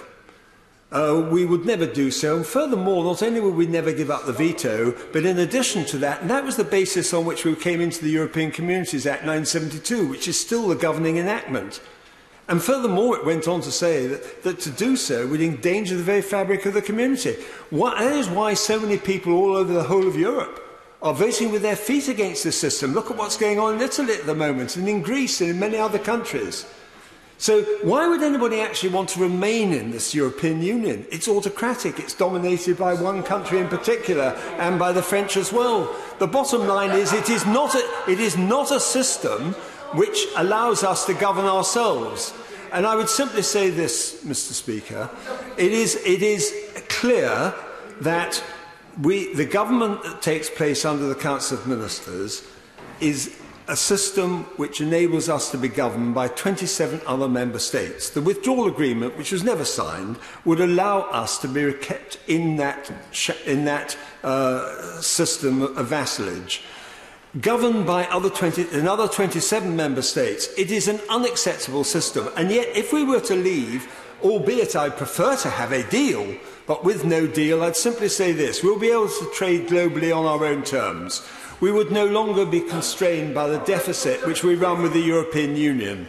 We would be able to govern ourselves, and we would also ensure that we retain Northern Ireland as part of our constitutional status. These are matters which transcend the arguments that are being pushed around in this House today. These are the simple questions of principle. These are the questions which we need to address. We must be allowed, as we have for centuries, to govern ourselves until we came into the European community. The competences have been so grossly extended that we do not govern ourselves, and if we stay in this European Union, we will never be able to do so. I am against this motion, and I hope that the House will vote against it. Thank you. Mr. Nicholas Edward Coleridge-Bowles. Thank you, Mr. Speaker. I rise to support the motion in the name of my friend, the Right Honourable Member for Dorset West. On the morning of the 7th of February 2017, I woke up in an isolation room at King's College Hospital, where I was receiving chemotherapy. My blood counts were rock bottom, and the chances of an infection high. Weak as a kitten, I got dressed. My friend and parliamentary neighbour, the Brexit secretary, who was then a government whip, met me at the entrance to the ward with a hospital porter and a wheelchair. He took me out to the chief whip's car, and we were driven to Parliament so that I could vote for the Article 50 bill. Since that moment, I have done everything in my power to deliver Brexit with a deal that protects jobs and livelihoods, that preserves our national unity and our international standing. I voted for the former Prime Minister's withdrawal agreement on 3 separate occasions, while the current Prime Minister, Foreign Secretary and Leader of the House were all breaking the Conservative whip and voting with the Leader of the Opposition. I worked with colleagues across the House to promote an alternative Brexit deal, Common Market 2.0, and secured the support of Labour, the SNP and Plaid Cymru for a plan that would have taken us out of the European Union's political arrangements but kept us in the single market. I am ready to vote for a revised withdrawal agreement if the Prime Minister can secure changes through a negotiation with the EU. I still believe, like many honourable members from the Labour benches and elsewhere in this House, I still believe we need to deliver what a majority of my constituents and a majority of the British people voted for in the referendum of 2016. What I will not do is allow a no-deal Brexit. It would devastate sheep farmers in my constituency. It would be a hammer blow for automotive businesses in my constituency and across the country. It would put our union with Scotland and Northern Ireland in jeopardy, and it would be the single most protectionist step taken by any democratic country since the Great Depression, raising tariffs and trade barriers between us and our largest market. Taking this stand cost me the support of my local party, and in April led me to leave the Conservative Party. But I have no regrets. I can look people in the eye, knowing that I have done what I believe to be right and put the interests of the country before my own comfort or career. How many members of the Cabinet can say the same? Mr. Speaker, at the moment, I am the only independent, progressive Conservative in Parliament. To those brave souls on the Conservative benches who face expulsion from the party for voting for the motion today, I say this: your country needs you. Do what you know to be right. Join me on these benches, and together let us build a new force in British politics and a true home in Parliament for those who believe in one nation. Dr. Liam Fox. Thank you, Mr. Speaker, and may I commend you for ensuring that new backbenchers are able to take part in the debate at such an early stage. I begin by echoing the objections raised by the Leader of the House on constitutional grounds to this motion. I believe that denying the Executive the right to uniquely institute legislation is fraught with danger. And I think that many of the debates and some of the changes that we've seen in Parliament in recent times show the fragility of a system that is based on convention, and whether we want to or not is propelling us down the route towards a written constitution, which is something none of us should want to do without taking due care and attention. But my main objection, Mr. Speaker, is political. Now, the Honourable Lady, who is no longer in her place, the member for Warrington North, raised the tension that we have effectively between a public who voted to leave the European Union and a Parliament which, let's face it, if it had its way freely, would want to remain in the European Union. Now, I don't doubt for a moment the legitimacy, the legal legitimacy of a sovereign Parliament to make laws as it sees fit. What I do doubt is the moral legitimacy of a Parliament that called a referendum, promised to honour the result of that referendum, and then 3 years later still has not done so. Now, my right honourable friend, the member for Dorset West, said that we've all made our own different judgments. Some have voted for a deal unenthusiastically. I have to say that I number myself among those who had strong reservations but felt it was the best way to move forward. Some have voted against the deal because they want there to be no deal as the outcome, and some have voted against the deal because they want there to be no Brexit at all. And it's that latter group that I just want to address one or two questions, because this is about the political reputation of Parliament itself. Those who have had a premeditated campaign to try to thwart the Brexit result itself, hiding behind the arguments that it's just the deal that they are opposed to, do themselves, Parliament and politics no credit at all. And that position is worsened if they stood at the general election on a manifesto that explicitly said they would honour the result of the referendum, but they themselves had absolutely no intention of doing so. That, I think, will result in the contempt of voters, and for those particular members who have taken that path, I look forward to their meeting with their voters when we get to the next general election, whenever that comes. I'm concerned, Mr. Speaker, about where this places us in EU negotiations. To be successful in a negotiation, both sides have to regard it as providing mutual self-interest. This does not do this. This process will cast us in the role of supplicants, taking control not back to this House, but to the European Union negotiators. That is not in our national interest.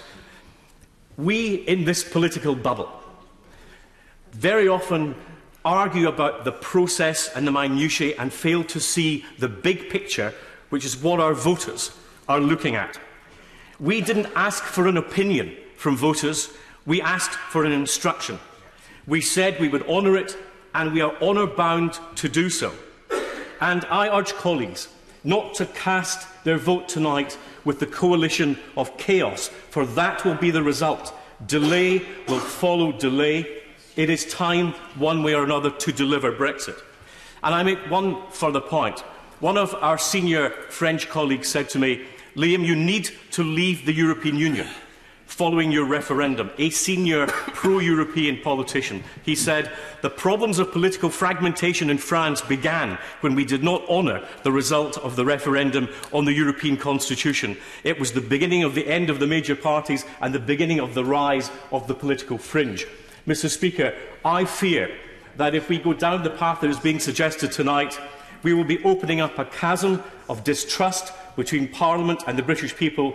It is something that will play only into the hands of the political fringes, and that is something we will all come to regret.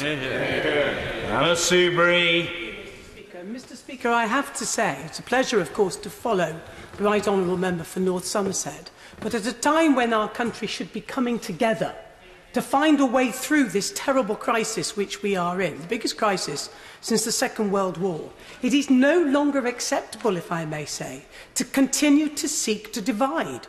We have to bring people back together. And one of the ways to do that is not to impart on people views and motives which are simply not true. Now, the Right Honourable Member, my dear friend for Rushcliffe, I don't think he and I disagree, Mr Speaker, on anything. But we do disagree on Brexit, because as he's rightly pointed out, and my honourable friend, the member for Grantham and Stamford and Grantham pointed out, they are now, and I'm not using this in any derogatory sense, but they are, of course, Brexiteers. On 3 occasions, as they perfectly properly say, they have voted for us to leave the European Union. And the reason that I did not join them in the lobbies, and I really take grave exception to this, is not because I want to stop Brexit, and that will upset many millions of people in this country, some of whom have come on the People's Vote marches and go to the rallies and so on and so forth. That will disappoint them, because they want us to stop Brexit. But I have always taken the view that it is not my role, having voted for the referendum, the triggering of Article 50, the withdrawal agreement, it's not for me to stop Brexit. And I would have voted for the former Prime Minister's deal if it went back to the British people and they were entitled, as I believe they are, to have their final say now that we know what Brexit looks like. And I do have to chide the Right Honourable Member for North Somerset. The reason why so many people, of my view, are so fed up is because Right Honourable learned other members like him said this would be the easiest deal that this country has ever done, in fact, in the history of all deals. That's what we were told. And in fact, the withdrawal agreement was everything but a deal. It was a blind Brexit. That's why so many of us didn't vote for it, because we didn't get the promised deal that we were told we would have. And of course, the second reason that we didn't vote for it, certainly in my case, and I suspect amongst most of us that chose not to vote for the former Prime Minister's deal, is because on the government's own assessments, it would have made my constituents poorer. It would have reduced the economic prospects of my constituents and, indeed, most importantly, the young people who will bear the brunt of Brexit more than anybody. And I did not come to this place positively to vote in the full knowledge that it would make my constituents' jobs less valuable. They would make them risky. And I make no bones about this.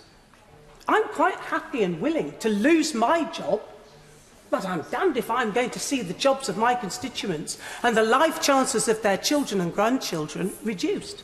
And the final thing, Mr Speaker, I would say, because I don't want to repeat all the excellent words about why no deal is so bad for our country, bad for jobs, bad for peace and trade in Northern Ireland, bad for our economy. I just want to pay tribute to dear friends with whom I sat on those benches as a member of the Conservative Party.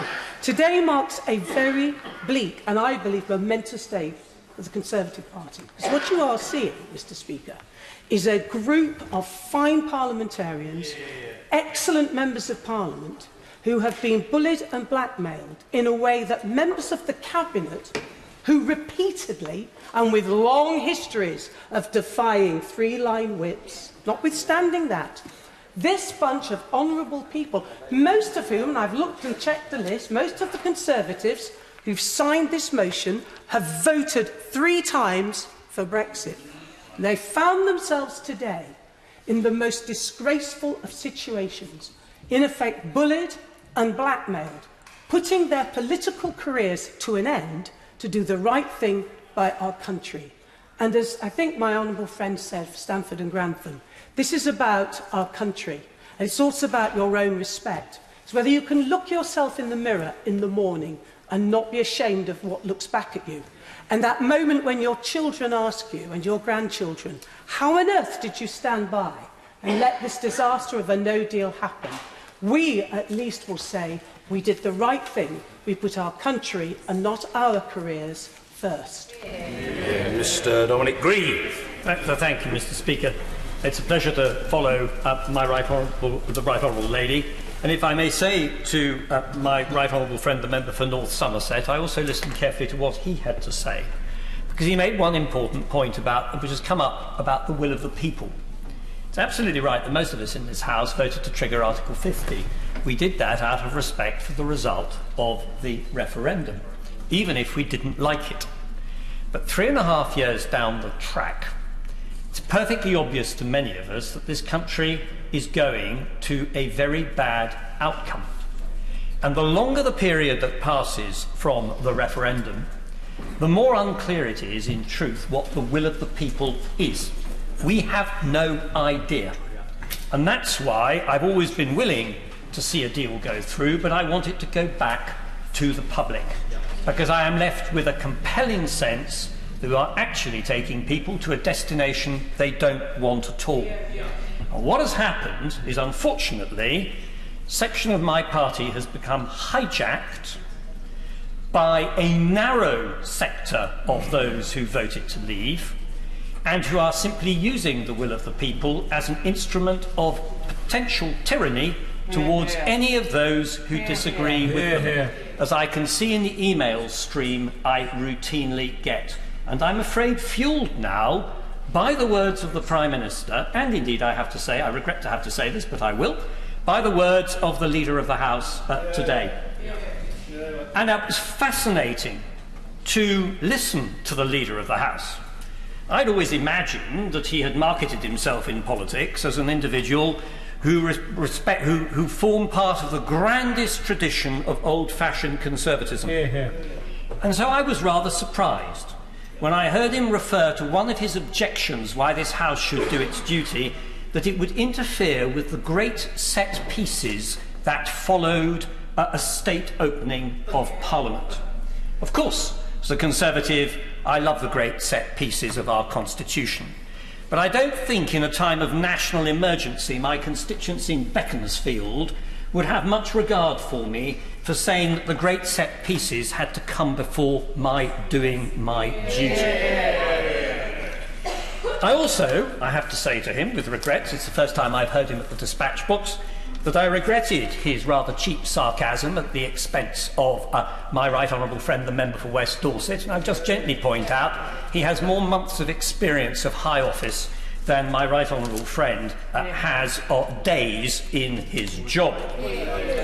And the truth is that the government has decided to pursue a ruthless policy of trying to shut down all debate of the most legitimate kind about the future of our country and its well-being, and in doing so, the unconstitutional acts come wholly from the government.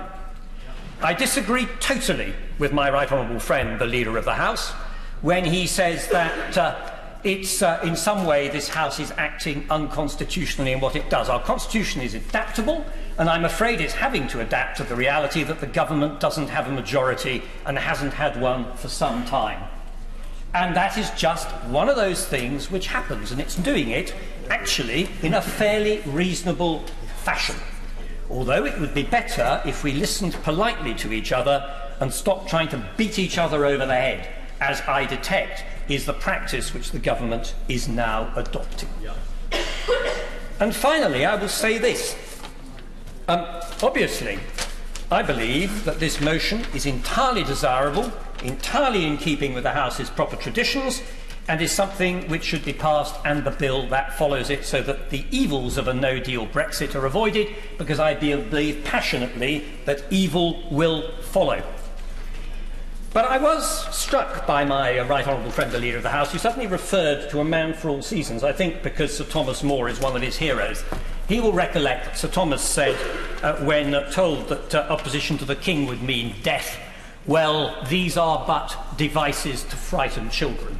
So I'm afraid if he thinks that the device of withdrawing the whip this evening is going to change my mind or that of my honourable and right honourable friends, he has got another thing coming, because it will be treated with the contempt it deserves.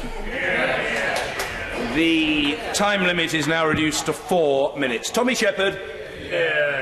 Thank you, Mr. Speaker. Myself and my party have been consistent over the last 4 years in voting against this country leaving the European Union. And we do that for many reasons, but most of all because that is what the people who elected us to speak for them in this place want.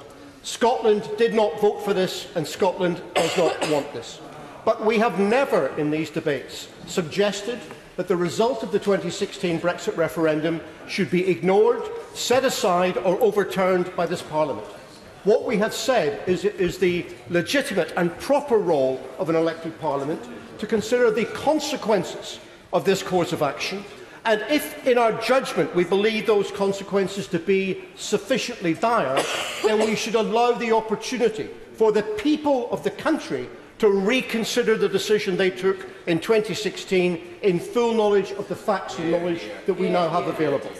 And what is at risk now is the right of this Parliament to exercise that degree of judgment.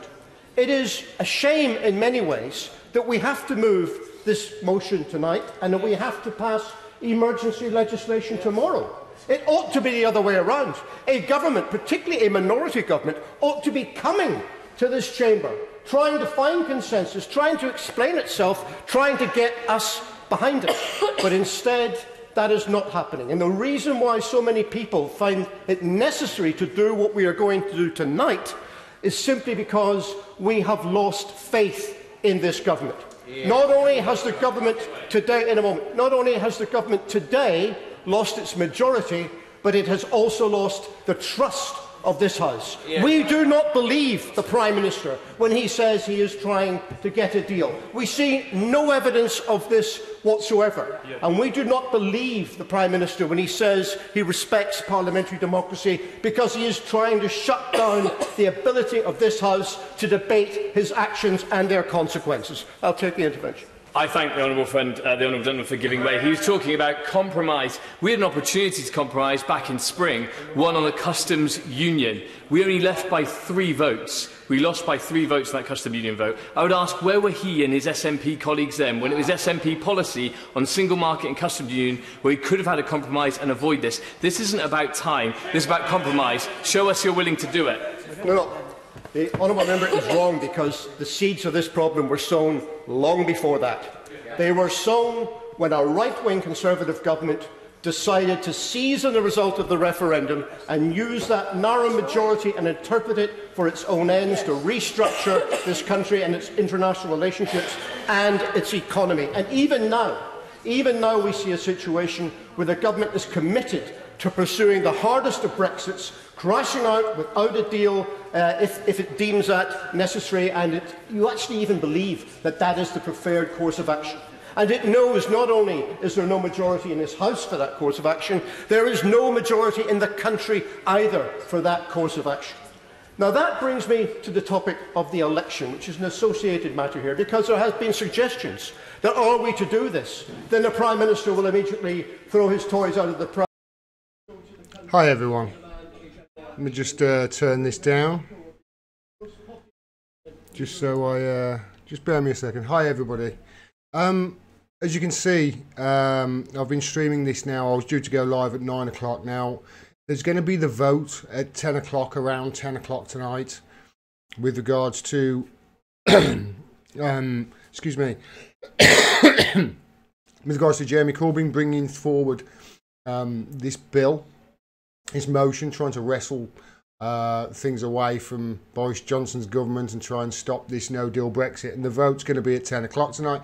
Looks like it's going to go through by all intents and purposes. And I'm obviously just writing some stuff, taking notes on things that are going on today, because obviously this is a story that's, it could change from minute to minute. Hey, G, are you enjoying the theatre? Joe, not really. No, not at all. I'm not enjoying the theatre. Joe Hickey, you're right in calling it a theatre, because that's what it is. It's a show. It's an absolute show. I'll talk about it later. This is obviously going to be a really long day, a long session. I mean, this debate's been going on just over 2 hours now. I've been live. Obviously I haven't been live, but over 2 hours this debate, so there's another hour to go. I'm going to be here, I'm going to be watching it. I'm probably going to jump in at some stage and maybe move this over and make me bigger, and we can talk about it together. But at the moment, I've just been, you know, writing a few things and getting my ducks in the row and my thoughts in my head as to what I've got to say. And yeah, there's quite a bit. There's quite a bit of material that I've got that I need to somehow fit in. Whether I'm going to be able to fit it in tonight in tonight's live stream, I don't know. I'm probably going to have to tomorrow at some stage. Now, for those of you that are fans of the show, I've got a bit of a treat for you tomorrow in that my good friend from across the pond, Jamal Thomas, is going to come on my channel for a big long chat about all sorts of stuff. So that I'm really looking forward to that. So I'll have to probably do videos and upload what I think about today's shenanigans with videos tomorrow. But I'm going to probably I'll keep this on in the background, or maybe I'll keep this on for you to watch, and I'll probably, you know, jump in from point to point, at point to point, just to. It's such a theatre. It's just such a theatre that will talk about everything but the things that are important. It's really quite sad. More like a freak show, says Titch. You are correct. It's just, it's really, really, really, really, really depressing.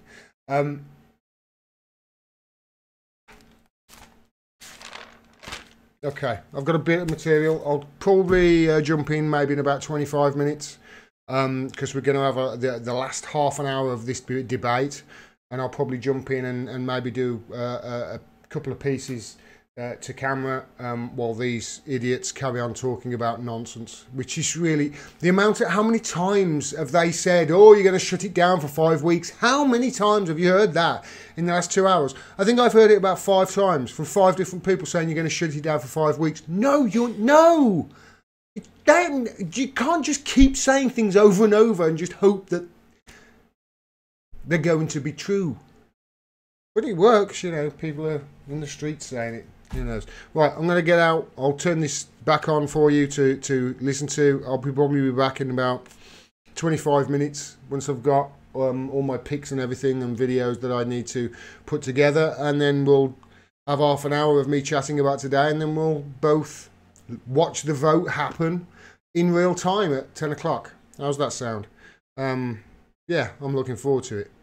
All right, I'll go away. I'll be back in about 20 minutes or so. Whether the representative nature of our democracy is a superior legitimacy to the direct... I'm not giving way. OK, well, I will give way. I'm very grateful for my honourable friend giving way. Does he recall during the Vote Leave campaign that it was said that this Parliament and MPs in this Parliament would decide which Brexit model, whether it was Norway, Switzerland, would apply, and that was part of the taking back control. So the 17.4 million people weren't speaking with a single voice because they believed there was a menu of options. Well, I think also there was a menu of options available to those who voted Remain, and I know many people who voted Remain who wish we'd just get on and leave now. I don't think the honourable lady makes a valid point, or indeed undermines the fundamental point that we now have a constitution in which there are competing legitimacies, and some people are resting the authority of their argument on the representative mandate, and some, the government in particular, on the popular vote. And it is at least as much a constitutional outrage that 3 years after the referendum we're still in the European Union.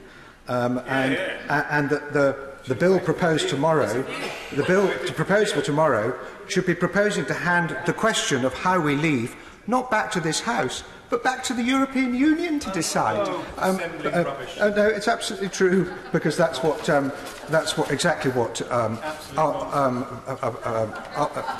Section 3(2) of the draft bill actually says. So the bitterness of tonight's exchanges reflects the breakdown of our shared understanding about which is legitimate, the representative or the direct mandate. And now we have a constitution containing these competing ideas of legitimacy. Unless we are to abandon referendums, then this House should be ready to implement popular decisions it does not like, and it has shown some reluctance to do so. And if we refuse to do so, I agree again with my right honourable friend for North Somerset, that will have consequences for the credibility of Parliament in the eyes of our electors. And we will see the revival of alternative political parties. And I fear this House is taking politics in that direction. The sovereignty of Parliament is not at risk, but our democratic legitimacy certainly is. Mr Gordon Marsden. So, Mr Speaker, it has come to this tonight that this new Prime Minister and his ministers, not just their competence, but also their good faith, has been so destroyed across this House that this radical but necessary step to preserve parliamentary democracy and our futures has been taken. And anyone who has heard either the honourable gentleman, the Leader of the House, or indeed the way in which the Brexit minister rattled away at a merry pace, will recall those old words: the louder they protested their honour, the faster we counted the spoons. Because the truth of the matter is that this no deal would drive us into the arms of Donald Trump on the NHS. Right. This no deal would be no good for the people in my constituency who are now having unemployment twice the national average. And this no deal would be no good for the people who need the desperate medical issues that the honourable lady from the SNP talked about earlier. And the list of warnings about no-deal Brexit grow longer. Crises about supplies and prices of fresh food, essential medicines, chaos on the road, ports after Halloween. All warnings not from Marxists or from Trotskyists or left-wingers, but from such radical organisations as the British Retail Consortium and the British Road Hauliers. But you know, this isn't just about Brexit anymore, or even whether people voted for Leave or Remain. It's about our future as a progressive democracy in the United Kingdom. And I think that we really have to take that into account. But we also have to take into account the situation of individual constituents. My constituents, the man who wrote to me and said, "My father is rather ill these days and relies on a variety of medication. I'm concerned what the impact of a no deal would have on the supply of this medication." Yes. And we've heard from those who have no axe to grind that that is absolutely the case. I've had a letter, as many of us will have had, from ordinary constituents. An ordinary constituent says, "Please, can you help over this issue with no-deal Brexit? Our NHS is so important to us as food on our plates. It's hard to survive as it is. I cut back on food and power and have no holidays. Please sort this out." That's an ordinary constituent, not engaged with the finer constitutional points that the Leader of the House manages to trim on the sixpence, but with the everyday bread and butter of daily living in a town, like many others in the north of England, where people feel left behind and vulnerable, and where, to satisfy the interests of a small group of cronies round the Prime Minister, this government is trying to stamp down on everything that's said. There is no evidence, not even a sniff, of them having presented any proposals to the EU. The Prime Minister fancies himself as a classicist. Well, what he's been doing is in the tradition of the prescriptions of ancient Rome and the way in which he has treated his own backbenchers. The Prime Minister also fashions himself as an admirer of Churchill. Well, he should remember that Churchill told us all that the first duty of a member is to do what he thinks is his faithful and disinterested judgment to the honour and the safety of this Britain. And that's what patriotism is about. That's what real patriotism is about. And the way in which this Prime Minister has disgracefully used the prorogation process blunts the interests of this House, blunts the interests of the British people. They're not the attributes of a British Prime Minister. I would say they were the attributes of a tin-pot despot or autocrat, except that this Prime Minister might think it flattered him. No, what he is a petulant man-child, unable to get his way with this House, and that is why he is trying to shut down. That is why he's trying to shut down debate with this prorogation, and that is why we should support this motion tonight. Thank you, Mr. Speaker. This Parliament is at the very heart of our national story and our shared history. It's what the Prime Minister's great idol, Winston Churchill, called the cockpit of the nation. to seek to bar the door to that cockpit as the nation flies into one of the biggest storms, constitutional storms, in its history, is an unsettling thing for a government to do. It may not be illegal or unconstitutional, but it's not how a strong government would conduct itself, nor a responsible one. Europhobic conspiracists occasionally claim that the EU wants to reduce the House of Commons to a mere council chamber. I'm afraid if the government achieves its aims this week, it will have gone further. It will have reduced us from a proud sovereign parliament to a mere debating club, to be dismissed when it becomes inconvenient. If the government succeeds this week, what is to stop the Prime Minister doing it again in the future?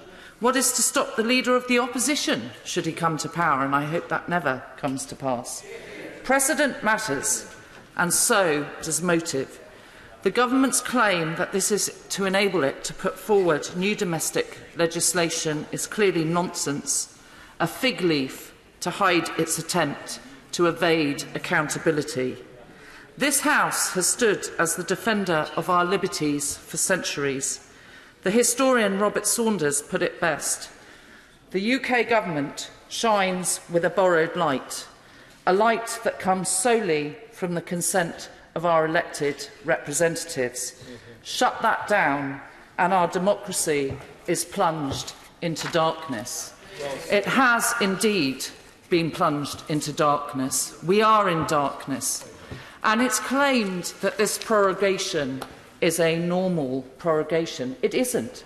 This Parliament would have expected to have a motion put before it, a recess motion put before it by the Leader of the House that would have asked this Parliament to agree to the party conference recess.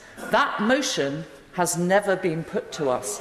We have never, as members of Parliament, been asked to agree the parliamentary recess, and it's highly likely that we wouldn't have done, given the scale of the crisis that faces our country at the moment.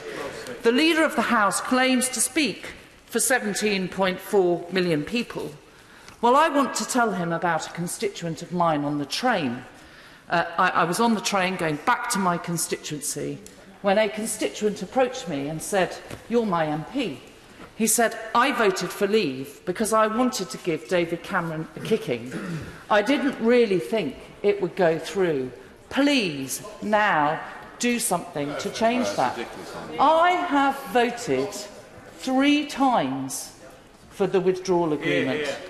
3 times I have seen members of my party vote that agreement down when their Conservative Prime Minister told them it complied with our manifesto commitment to an orderly exit. And yet they defied that. And I have a constituent that has written this evening to me to say that the Leader of the House has rebelled against a Conservative-led government more than 100 times, and he has been rewarded with a place on the front bench. And yet the MP for South West Hertfordshire, who has never voted against the government, is going to be expelled from the party. What times we live in, I will be voting for this motion. Speaker, I will not be supporting this motion tonight, as I didn't the last time that Parliament tried to change the way we constitutionally work. We were told then, of course, that it was a one-off. We're now in our 2nd or 3rd one-offs. And of course, if this goes through tonight, tomorrow we will be debating a bill which, if we actually look at it in detail already, and I know we'll have that debate tomorrow, is making it very, very clear that is going to give even more power to the European Union in terms of how long we should have any kind of extension. And I was very concerned today, and I know it's only a rumour, but rumours usually are, there's some truth in them, that actually some of the people who drafted this motion for the bill tomorrow, actually took advice from EU legal lawyers. Now, if that actually happened, I think that is quite shocking. But I know there will be people in this House who think there's nothing wrong with that, and that actually they want to be as close as possible to the European Union, and there will be nothing wrong in taking advice from them. I believe that the bill tomorrow, if this motion was passed tonight, would be a bill which would be actually humiliating this Parliament. And you know, we heard a lot about constitutional outrage about what was happening when the announcement was made about the Queen's speech. And I genuinely believe that those 4 or 5 extra days that have been added to a recess that we all knew about just before the House lifted, that if people had felt strongly about, they could have moved and got that discussion then. Those 4 or 5 extra days, that is much, much less of a constitutional outrage than what we're setting a precedent for today, to actually take away powers from government. And our side will be in government someday. Perhaps the general election is coming. They will be in that same position. And I do think people should be being very, very careful. What we're saying today to people is, what is the point of voting? They voted to leave. Leave won. There was nothing on the ballot paper that said, as many people have said, we didn't vote for with a no deal. But there was also nothing on that ballot paper that said that we wanted to be half in or half out, that we wanted to pay $39 billion, that we wanted to do all those things that were in the withdrawal agreement. We voted to leave. People voted to leave. And the reality is, not everybody in this House who votes tonight, I know many of them are Remainers who have accepted the result. But the reality is that on my side in particular, there are many, many of my colleagues who actually want to stop Brexit. And they have seen now using no deal as almost synonymous with stopping Brexit. And that is what is the real truth about what's going on. Now, the Right Honourable Member for Rushcliffe, who has been honest from the beginning, he's not in his seat now, said tonight about tearing the country apart. Well, what on earth is another extension going to do, other than tear the country even more apart? What on earth are we going to gain by another extension that we haven't already been able to achieve in the last 2.5 years? What will it actually achieve? And what we are doing tonight, if we vote for this, is sending a signal to all those people who voted to leave, that we know best, that we are being arrogant, that we know best about how the future outside the European Union will work. And I believe that that is going to come home right to hit through, particularly to my party, but to the Conservative Party as well, when we get that general election. And I would say that any Labour Party member who didn't vote for a general election would be looking absolutely ridiculous. Bring an election on and let the people show what they really want. Thank you. Thank you, Mr. Speaker, and it's an honour to follow the honourable lady. I rise to oppose this motion, and I'd like to do so by considering what it is that it sets out to achieve. This motion does not prevent no deal. It simply requires the Prime Minister, if a deal is not agreed, to ask for an extension and to accept it. That does not avoid no deal. It simply pushes further away the point at which we in this House have to make a decision. And the people we represent are expecting us to make a decision. It's what we're here for. It's what they are crying out for us to do. And I have to say to honourable members on all sides of this House, you cannot legislate no deal away. You can only vote for a deal or revoke Article 50. If revoke is what is sought, and I know some honourable members would favour that, then have that debate, say so, and those who voted as part of that overwhelming majority for the referendum and then to trigger Article 50 can explain why they have changed their minds. But the question of revocation has been tried in the indicative votes and was heavily defeated. I venture to say that there is no majority for revocation in this House. And so all that this procedure seeks to do is to delay, to kick the can further down the road in the hope that something will turn up. There is, in essence, no plan proposed here. In contrast, what the government is doing is pursuing a strategy based upon the only thing that has commanded a majority in this House, the Brady Amendment, alternative arrangements to replace the backstop. Precisely. And it will be said that the EU has no intention of doing so. But the EU is watching and is waiting to see what we do here. It has no incentive to move for as long as it thinks that Parliament will destroy the government's negotiating position or cancel Brexit altogether. If we in this House declare in advance that we must come to an agreement, then the government's negotiating position is destroyed, and the EU will never have an incentive to move. So it is therefore the case that this whole scheme, rather than banishing no deal, makes it impossible to achieve one, and in so doing puts off the day of reckoning even further. But it cannot be avoided forever. There's only one way to avoid no deal and to achieve a deal. That way to achieve that deal, paradoxically, is to be ready and willing to leave without one. Only if we are clear about that does the Prime Minister stand a chance. I accept that that readiness causes disquiet amongst so many of my friends tonight. But to all those friends who, like me, want to see a deal, I would urge them to come with us and give the Prime Minister the unequivocal backing that he needs, because that is the only path to the deal that we all want to see. To vote against the government tonight is not to vote against no deal. Hi, everyone. To vote against the government tonight is to vote against even the possibility of a deal, against the chance of a deal, even the glimmer of a deal. The motion and the bill it foreshadows achieves nothing more than delay. A delay that in turn achieves nothing more than to sow more division and discord. That division and discord that is doing such damage to our country's social fabric. Thank you very much, Mr. Speaker. I'm very pleased to speak in favour of this motion, which would enable us to pass a bill tomorrow to prevent our crashing out of the EU with no deal at the end of October. Oh, crashing out of the EU with no deal. Could you propagandise it any more than that? Because the Prime Minister is running scared of democracy. A Prime Minister who knows his reckless no-deal Brexit will never get the support of this House. But instead of having the courage to make his case here, to putting himself to scrutiny, instead of that, Parliament is going to be suspended.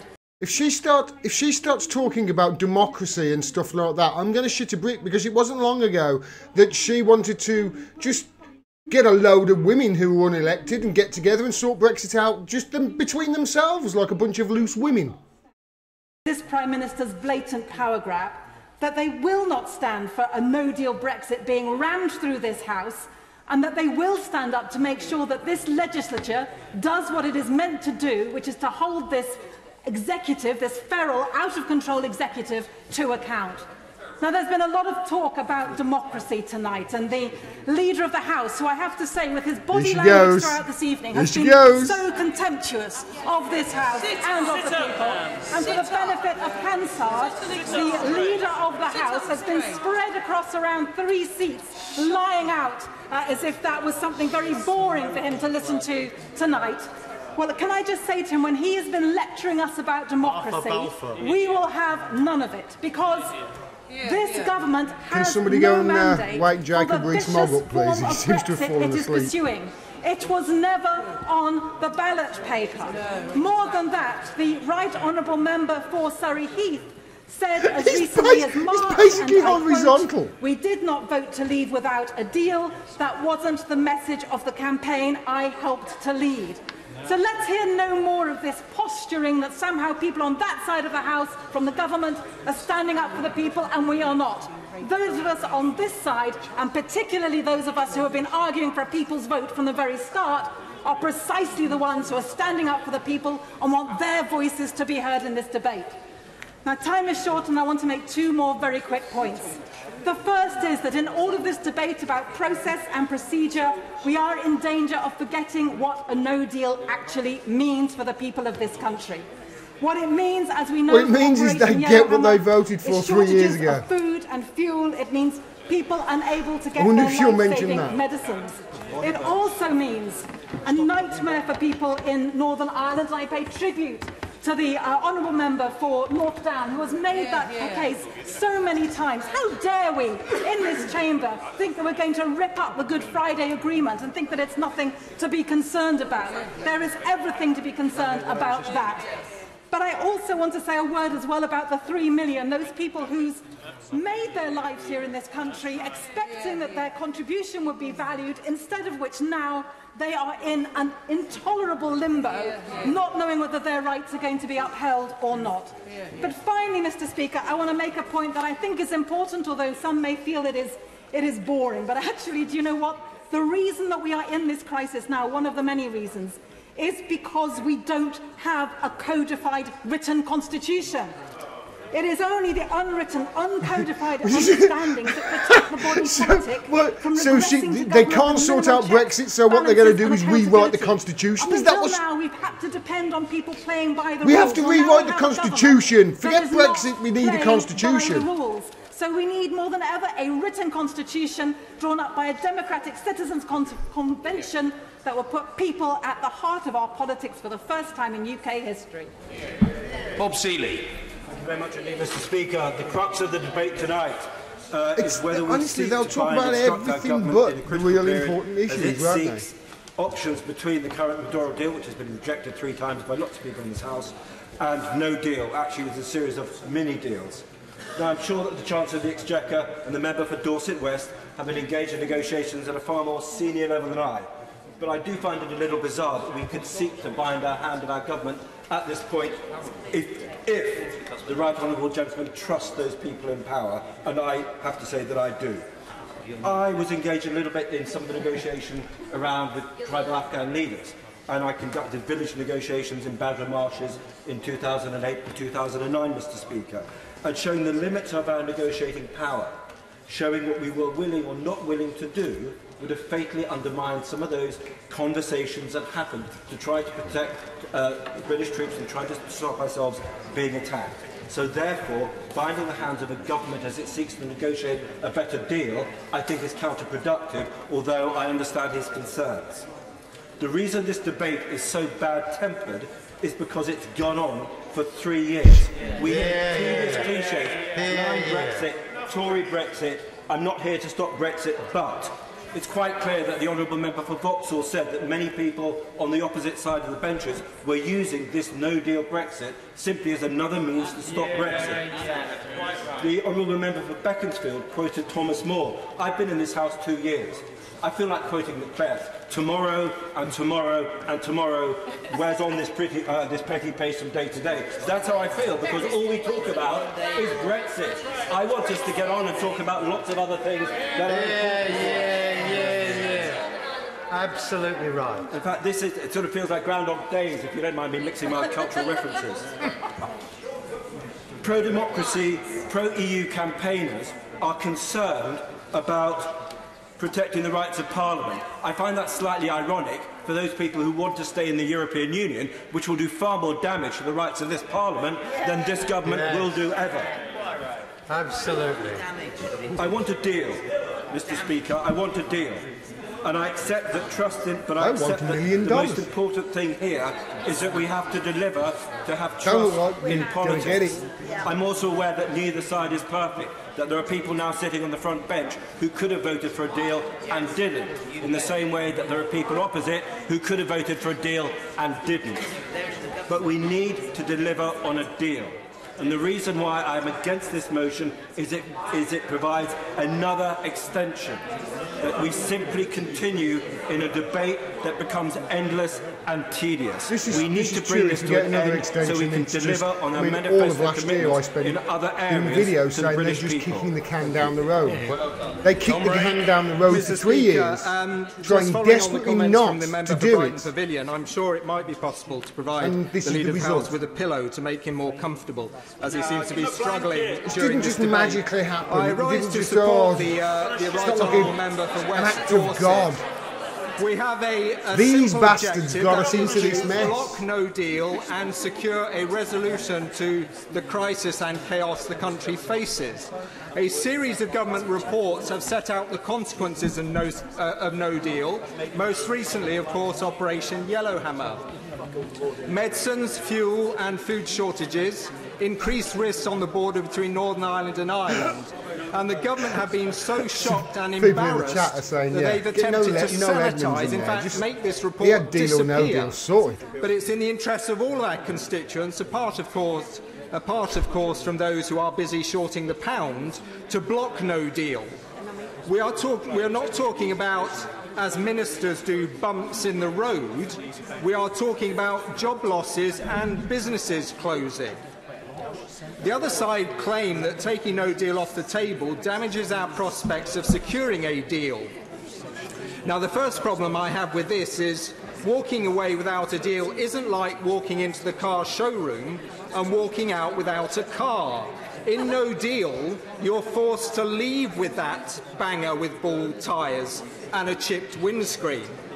The guy is literally describing his country as a banger with bald tyres and a cracked windscreen. He literally just used that as a simile for his country, leaving the EU without we get severe angina. It's like the EU give you a brand new car buy if you stop with them, but if not, now you've just got your country. It's a big banger. On the EU-UK websites, there are 3 documents listed since June that touch on this issue. There have been a couple of calls between our Prime Minister and for those on that side, there has, of course, been our Chief Negotiator, absolutely David terrible. Toss, I'll get to to it in a bit. But what he has said is that under no circumstances would he even allow a technical extension to Article 50, which, of course, we all know would be required if, in fact, the government were to secure a deal. I've asked colleagues in the European Parliament. We've asked Guy Verhofstadt, is there any evidence whatsoever that the government are seeking a deal? And the answer is there is total radio silence from the UK government. Was there any evidence whatsoever that Theresa May's government was seeking a Brexit? Dominic Cummings, the man who has staff escorted off the premises by armed police officers who let the cat out of the bag. We know she wanted the deal, but that deal wasn't Brexit. Sham. To conclude, tonight, Mr. Speaker, we must act. 1, to stop a calamitous, jobs-destroying, influence-sapping no-deal Brexit. 2, to force the government to find a way out of a paralysis which is destroying our country's credibility, tearing communities apart, and stopping the government dealing with the real problems we face as a nation, and allow the people to express their views on its appropriateness through a people's vote. And finally, to demonstrate that the UK Parliament will resist the shutdown of our democracy and the authoritarian power grab of a rogue minority government.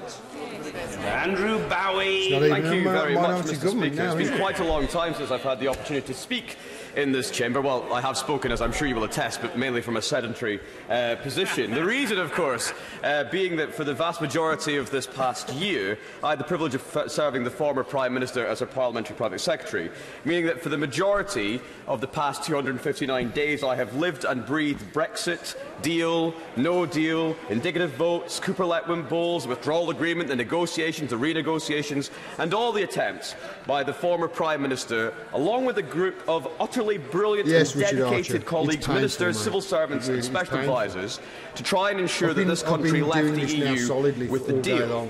And I did so not just because it wasn't the job, but because I genuinely, completely and utterly believe that for my constituents, for this country, for our union, for its businesses and for our economy, it was the only rational and sensible thing to do. And I still do. But I do not support the motion being brought by the Right Honourable Member for West Dorset. They haven't forgot, Michelle. I guarantee you they haven't forgot, because they are trying desperately to stop that information from all sides of this House, if we truly want to act, and I know most of us do, in the national interest, we must support the Prime Minister and this government in their efforts to renegotiate this deal and to leave the European Union on October the 31st. And to be able to do that, the EU must know we are serious about leaving, and that means keeping no deal on the table. If we support this motion being brought tonight, we know, the world will know, that we aren't serious at all. And where then the motivation, the impetus to get this done? And to those on the opposition benches, I'm afraid... Sorry to interrupt there, but I don't know why you would take no deal off the table. You're literally playing... It's like you're playing Texas 5-card Hold'em, no limit Hold'em, but only having 4 cards and the other side get 5. Bad negotiating practice. We would have voted for it if you were serious, genuinely serious, about doing anything to stop no deal. You would have voted for one. So please stop pulling the wool over the eyes of the public and be honest with voters.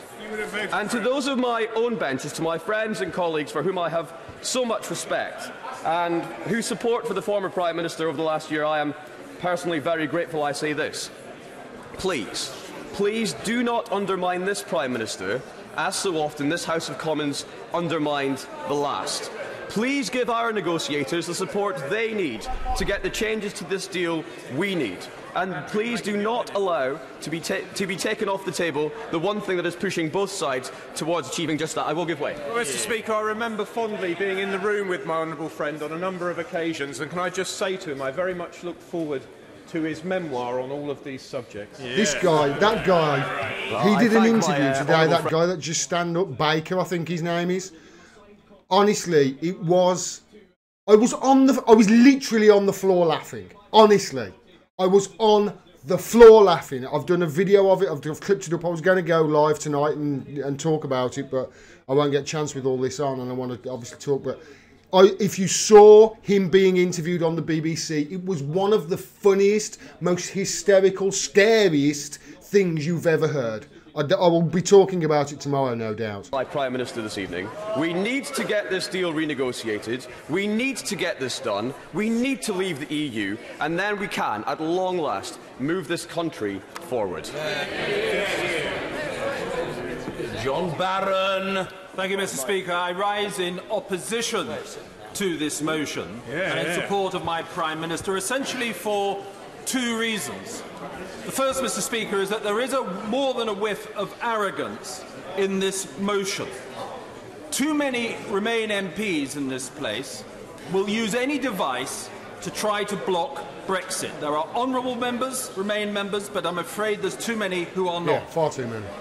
And the decision was delegated by this place to the people to make their decision, and they made that decision very clearly. Now, we've been kicking this can down the road for 3 years, and to many outside this Westminster bubble, enough is enough.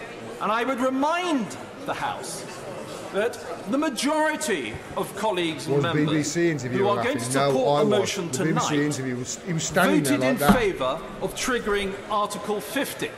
And what Article 50 said very simply believe what the guy was saying. It's we would be leaving the EU astounding, the amount of bullshit that fell out of his mouth in like a 30-second period. It was astounding. I'll do a video about it tomorrow. That timeline. And that is why people outside this place are getting very frustrated with many colleagues here tonight. Thanks, Robert. Man. Yeah, but apart from the arrogance, Mr. Speaker, I also think this decision is ill-informed. It will make a bad deal more likely. Anyone who has negotiated in business or with any organisations, if the other side believe you're not prepared to walk away, it will make for a worse deal. It's a simple fact of life. Imagine going into a car dealership, to use that guy's term. Imagine going into the car dealership and saying, I have to leave here without a car. I have to leave here without a car. You've just given that guy, that salesman, a huge bargaining chip. Massive bargaining chip. If you walk in there and say, I'm thinking about, you know, I could do with a car. I need a car. You need me to buy a car. Let's make a deal. You know, and if not, then I'm going to walk away. Then you've got a much better chance of getting a deal. It's not rocket science. This isn't. Taking no deal off the table is Why would you do that? You might as well just wave a white flag. That half, people reflect on the fact that half of the EU's top 10 trading partners trade on WTO no-deal terms outside the EU, with parties outside the EU. It's a simple fact of life. I will give way. Mr. Speaker, I do thank the honourable member for giving way, and I do sincerely hope that I'm not seen to be an arrogant member of this House. I always try and represent the interests of the far north of Scotland. Would the honourable member and others in this chamber at least accept the fact that a no-deal Brexit would ruin the crofters and sheep farmers of my constituency, and that would lead to a second hand in clearances? What I would say in response to that is that if there is a no deal, and most of us in this place want a good trade deal, there would be tens of billions of pounds to help those sectors of the economy and industries and sectors to readjust. That is a fact of life, as we've done in previous economic cycles. And too many people, I suggest, not just in this place, Mr. Speaker, but outside, ignore the fact that investment and jobs is about comparative advantage. It's about how competitive your tax rates are, how flexible your labour markets are. What is your financial expertise like? We've got London, we've got Edinburgh. What about your R&D and top universities? In aggregate, Mr. Speaker, those are more important than WTO tariffs of 3 to 5%. And if proof of the pudding was required, despite all the talk in recent years about no deal is better than a bad deal, industry's been fully aware that no deal was a distinct thank you, Mr. Speaker. Industry has been fully aware that no deal has been a distinct possibility over these last few years. What have we seen economically? We have seen record low unemployment. We've seen record manufacturing output. This guy's talking about nothing. Holofan24 says, I honestly think if any MPs get away with this, civil war on the streets is inevitable. I think it's inevitable anyway. It's the decay of capitalism. It's the decay of global imperialism. It's decay of, modern society, if you like. And, the onset of our own demise. I was reading a Chris Hedges article in Truthdig today. You should go and check it out. His latest article in Truthdig. I'll probably do a video on that too. I'll certainly be bringing that up tomorrow in my conversations, because it's frightening when you hear people like Chris Hedges say words like mass death will be normal.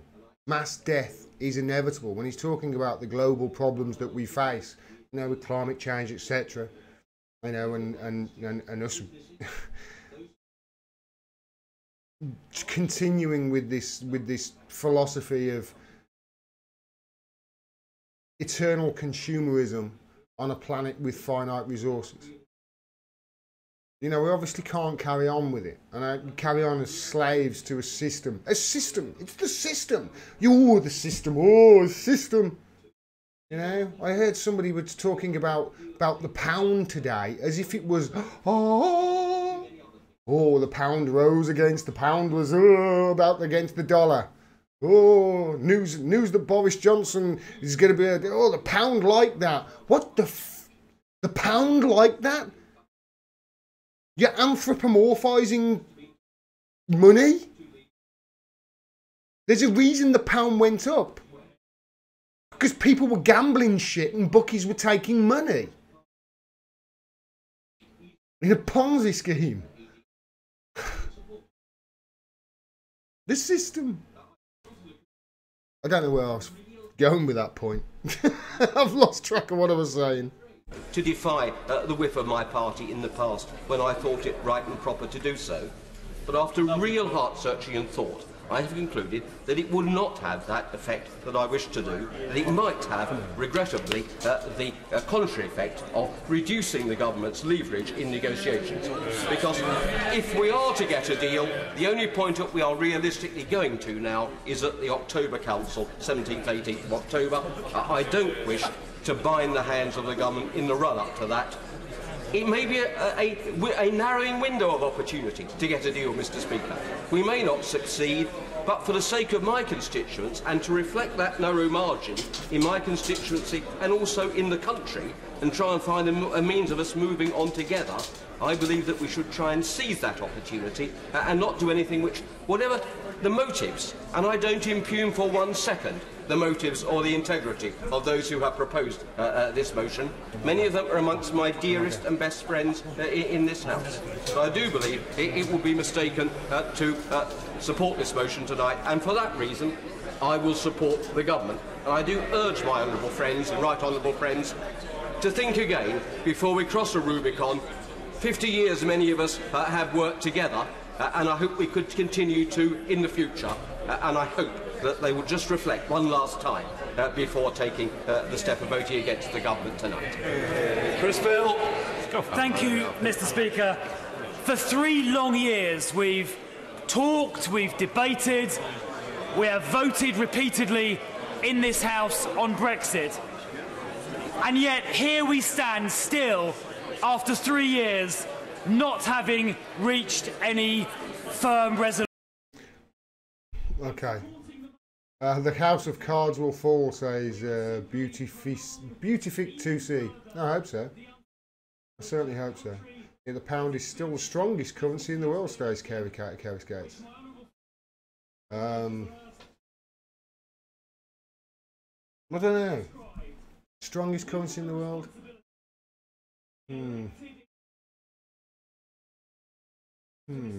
I've got an economist coming on soon, I hope. We'll have a talk about it.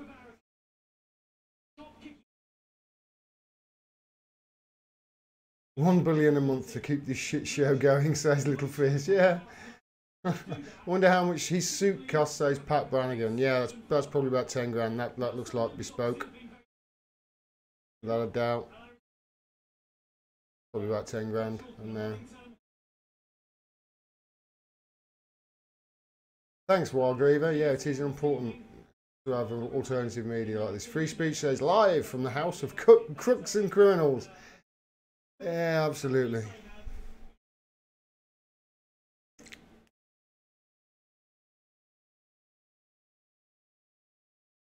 Two choices, that you either accept any deal that's offered up, no matter how bad, or you remain.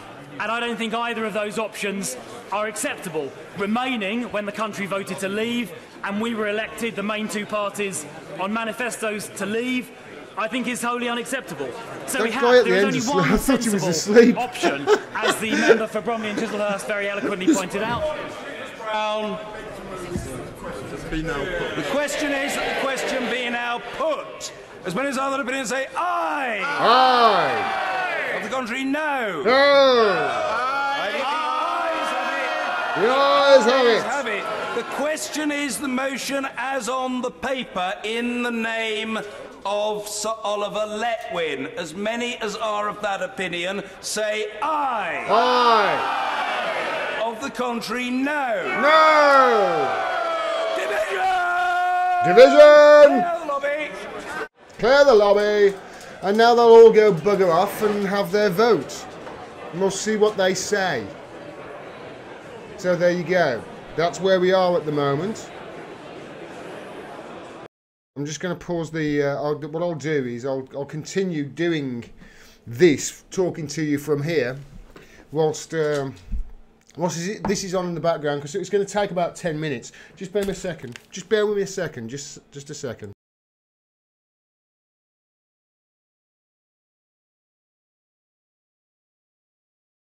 I'm very sorry about that. So yeah, I'll continue talking for you if you like, while they go off and have their little voting session on.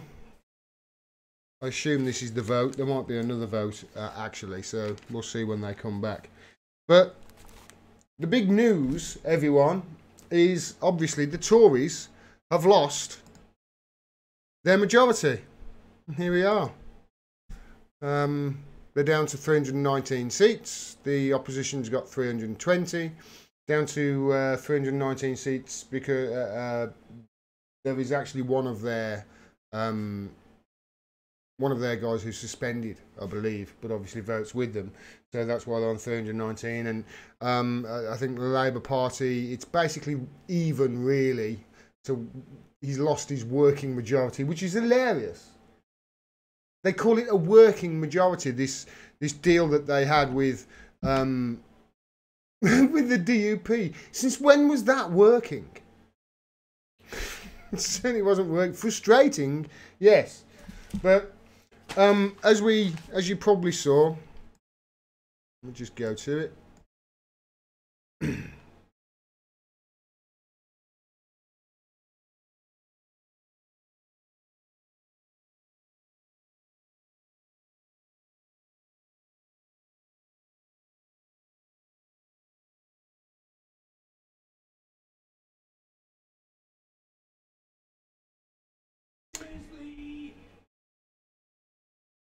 Name of Sir Oliver Letwin as on the order paper. As many as have that opinion say aye. Of the contrary, no.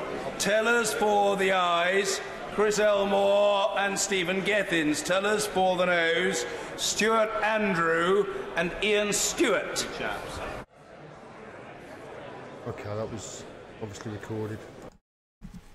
Or just a little bit that's added on. So yeah, the Tories have lost. Boris Johnson has lost his majority. Now remember that this was a minority government that they formed with the Democratic Unionist Party. They bunged them $1.5 billion, I think it was 1.5 billion, something like that, to get their agreement in principle that they will vote with them, and they've lost it now. So basically what this means is an election is pretty much certain. Now, they're going to go off and vote, as I explained last night now. I don't know whether it's this vote, actually. I'll have to check. I assume that this is the vote that they are going on about. Sometimes there's 2 or 3 votes, but I didn't catch which one it was. But they're going to go off and vote and going to find out whether Jeremy Corbyn and this coalition is going to be able to put forward something to in principle, stop us leaving or crashing out of the EU with a no-deal Brexit on the 31st of October. And obviously, if that happens, Boris Johnson has warned, I'll call an election if you do that. So we're going to see. This could happen. We could happen while I'm on air. We could have confirmation that there's going to be an election. Although I would have thought he's probably going to wait till tomorrow and do it from the lectern box.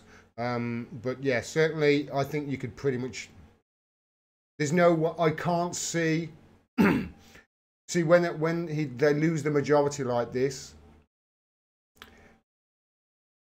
they have something like 14 days for there to be. Can another government be formed? That's what they asked. They asked, can another government be formed in that time?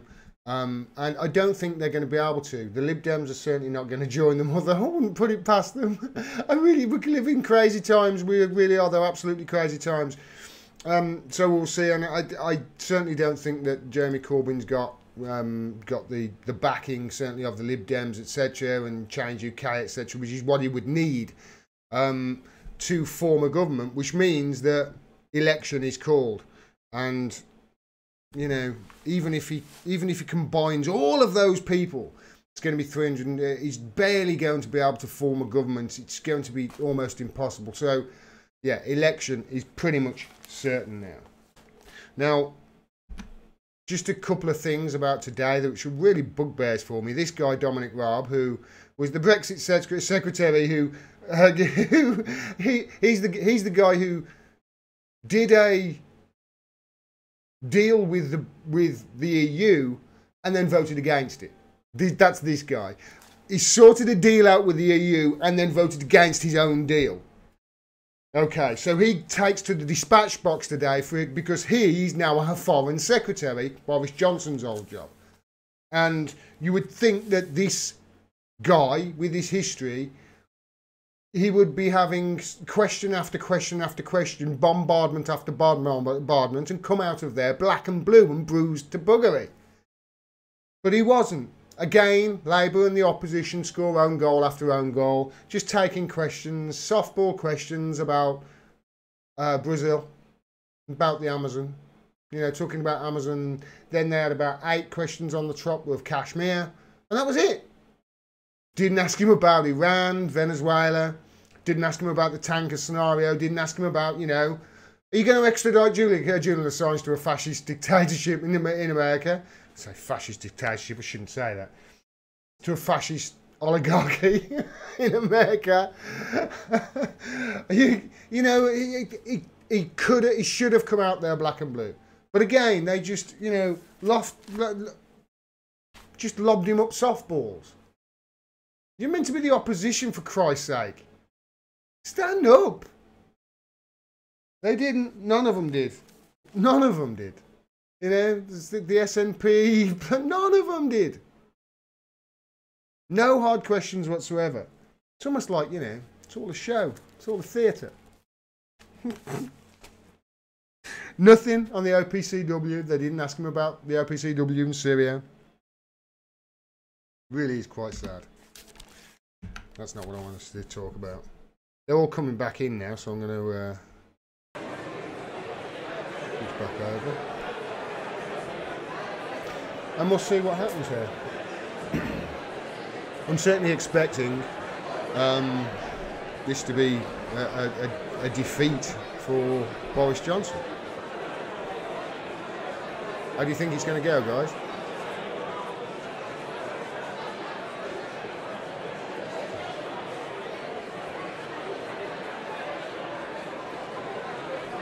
It seems sad that Corbyn has chosen the EU for the hill for Labour to die on. Oh, moth is coming. It's going to annoy me, that is.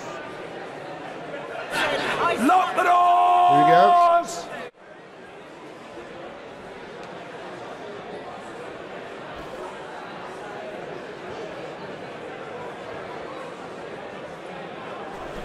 Go away. Don't want to hurt you.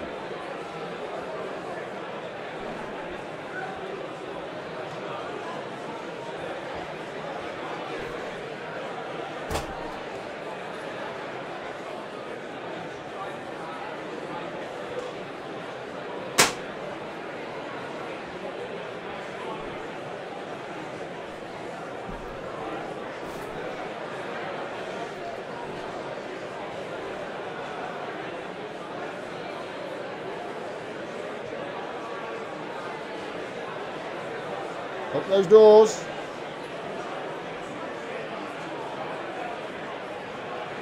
What will happen as a result of Burn Your Glow if Boris Johnson loses this? Basically what it means is that they will have stopped, the opposition will have stopped the no-deal Brexit from the 31st, and they will have taken control, and they're going to go ahead and stop us leaving at the end of October. And then he'll call an election, so he says. Galloway reckons an election is guaranteed, says Stephen Davis. Yeah, I mean, Galloway can say guaranteed if he wants. I'm not going to say guaranteed. I would say it's almost certain. I wouldn't say guaranteed. Anything can bloody happen. We live in a crazy town.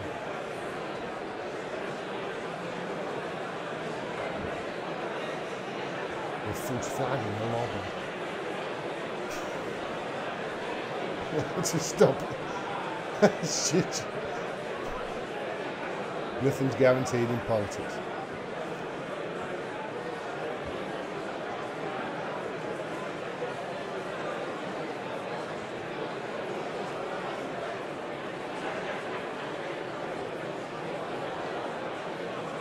Don't want to hurt you, Splat.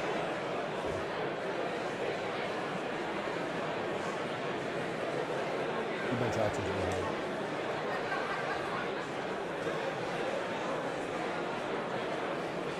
So I reckon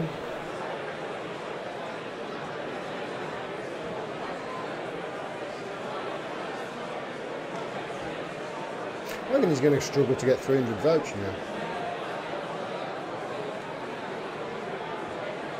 294. 294.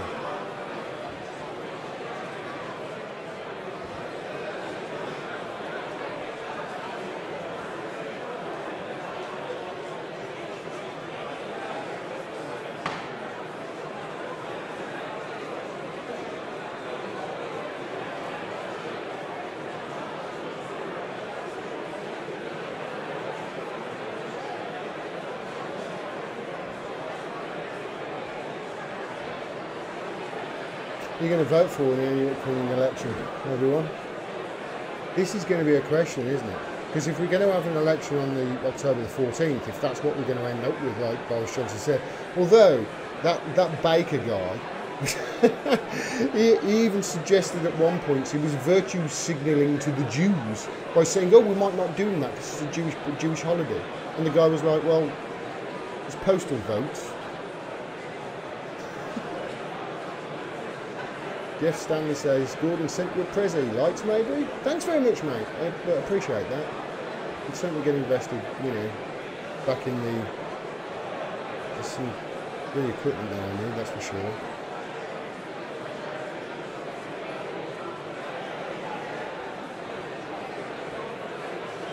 Come on.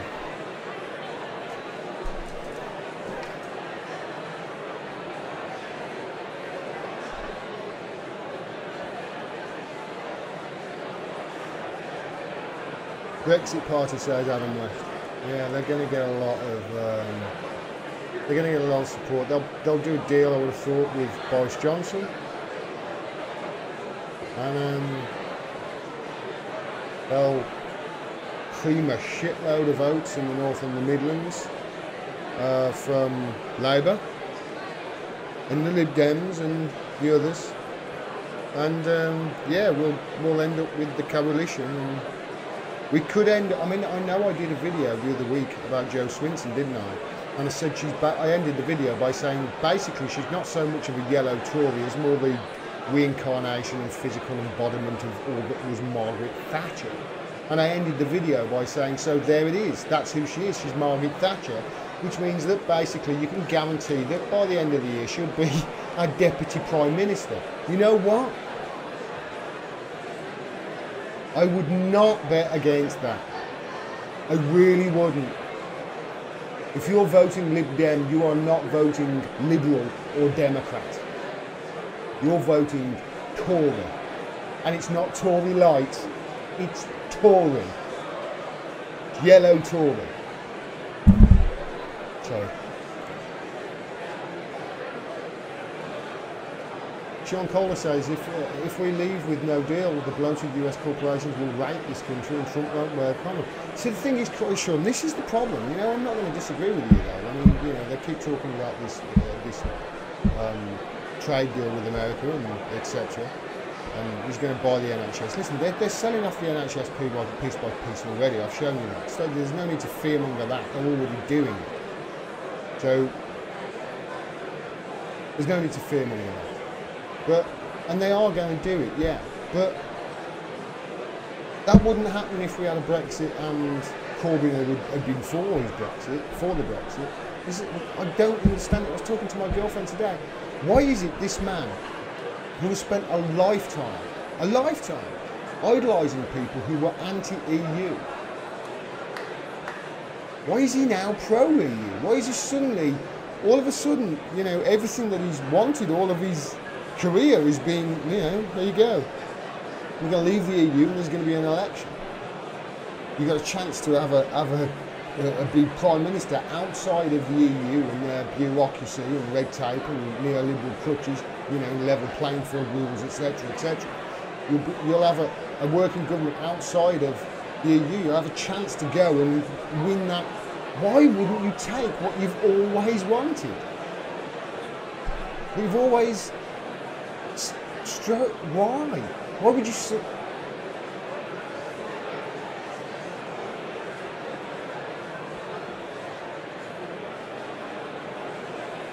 You know, it's no fear-mongering Trump. You know, fear-mongering. Oh, you've got to vote for Labour because Donald Trump, because Boris Johnson, because fascism. Well, Labour have got to come and get my vote. And the way you come and get my vote is by standing up for, I don't know, journalism, the fourth estate, a free press. And you don't do that by making one tweet when an act of fascism happens on home turf. You don't do that by making one tweet, you stand up. You've got to come and get my vote. It's all right you saying I'm going to bring back manufacturing and what have you. To me, that's as much bullshit as Bernie Sanders goes off in America at. He's always talking about, oh, we're going to bring back manufacturing in America. No, you're not, Bernie. You're not. Those manufacturing jobs, they've gone bye-bye. You know, we're going to go automation. Driving jobs are going to get, those jobs are going to go bye-bye too. Service jobs, they're going to go. I saw him, Jeremy Corbyn, the other day in Swindon talking about manufacturing jobs. Guy, be realistic. Wake up. These people here, they honestly, they haven't got a clue, seemingly.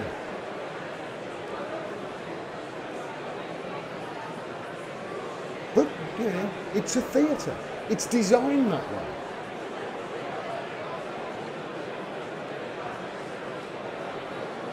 It really is a pantomime, this is.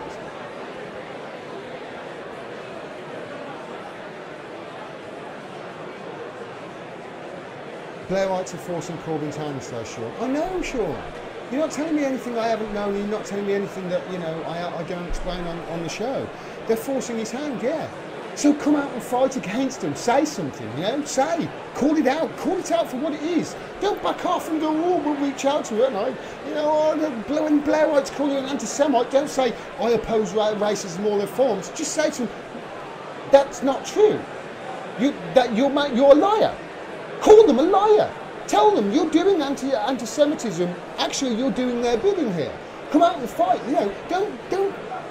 He goes along with the narrative. Every step this year, he's scored own goal after own goal after own goal after own goal. To the point now where Boris Johnson's going to call an election, and Jeremy Corbyn is not going to win. He's not. He's not going to get the support he needs in the north. He's not going to hold on to it in the north and the Midlands. He's not going to gain it in the areas that he needs, because guess what? Those areas voted to Leave too in 2016, the referendum. So we are screwed. You and I, we're screwed. Boris Johnson, he's going to be our Prime Minister for the next 5 years with an increased mandate. I can see it happening now. And it's all because of this bollocks by the other side in Corbyn. He sounds anti-British. He's coming across as anti-British. He's coming across as pro-EU. He's losing support up and down the country. I'm calling it as it is, Sean. Would the Sergeant be good enough, please, to investigate the delay in the I lobby?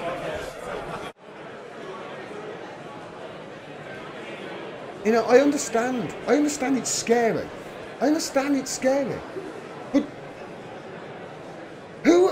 seriously, who there has done anything to win my vote? Anything. All they're showing me is democracy is irrelevant in the United Kingdom. It's irrelevant.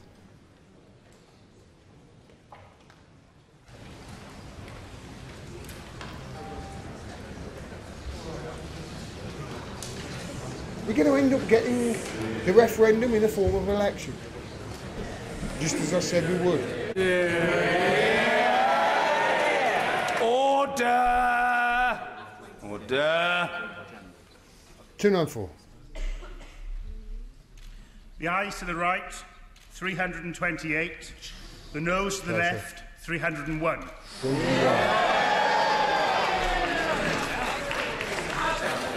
Not a good start, Boris. Order. The ayes to the right, 328. The noes to the left, 301. So the ayes have it. The ayes have it. Unlock. Another Burko fix. Order. Of course. Point of order. The Prime Minister. Mr. Speaker. Here we go. Thank you, Mr. Speaker. Let there be no doubt, Mr. Speaker. consequences of this vote tonight, it means that Parliament is on the brink of wrecking any deal that we might be able to strike in Brussels, because tomorrow's bill would hand control of the negotiations to the EU, and that would mean more dither, more delay and more confusion. And it would mean that the EU themselves would be able to decide how long to keep this country in the EU. And since I refuse to go along with that plan, we are going to have to make a choice, Mr. Speaker. I don't want an election. The public don't want an election. I don't believe the right honourable gentleman wants an election. But if the House votes for this bill tomorrow, the public will have to choose who goes to Brussels on October the 17th to sort this out and take this country forward. Everybody knows that if the right honourable gentleman is the Prime Minister, he will go to Brussels and beg for an extension. He will accept. You will accept whatever Brussels demands, and we will have years more arguments over Brexit. And by contrast, Mr. Speaker, everyone knows that if this government is in charge and if I go to Brussels, I will go for a deal, and I believe I will get a deal. And we will leave anyway. Even if we don't, we will leave anyway on October the 31st. The people of this country will have to choose, Mr. Speaker. The Leader of the Opposition has been begging for an election for 2 years. He has crowds of supporters outside calling for an election. I don't want an election, but if MPs vote tomorrow to stop negotiations and to compel another pointless delay to Brexit, potentially for years, then that would be the only way to resolve this. And I can confirm that we are tonight tabling a motion under the Fixed Term Parliament Act. There you go. So, Boris is going to call an election, or try to. Mr. Speaker, on a point of order, I welcome tonight's vote. We live in a parliamentary democracy. We do not have a presidency, but a Prime Minister. Prime Ministers govern with the consent of the House of Commons, representing the people in whom the sovereignty rests. Yeah, and you've broken that contract. There is no consent. Parliament. There is no consent in this House to leave the European Union without a deal. There is no majority for no deal in the country. As I've said There's before, no majority if for the pork Prime Minister has pies the in the confidence country in his either. Brexit policy, when he has one he can put forward, he should put it before the people in a public vote. And so, he wants to table a motion for a general election. Fine, get the bill through first in order to prevent, in order to take no deal 3 years. off the table. 3 years he's been calling for an election. 3 years. 3 years. Nothing but we want an election. The people need an election. We need an election. 3 years. He finally gets the Prime Minister tabling a motion for the election, and he says no. This is a farce, says Jeff Stanley. I totally agree. Front of Colin Hall, and neither would I.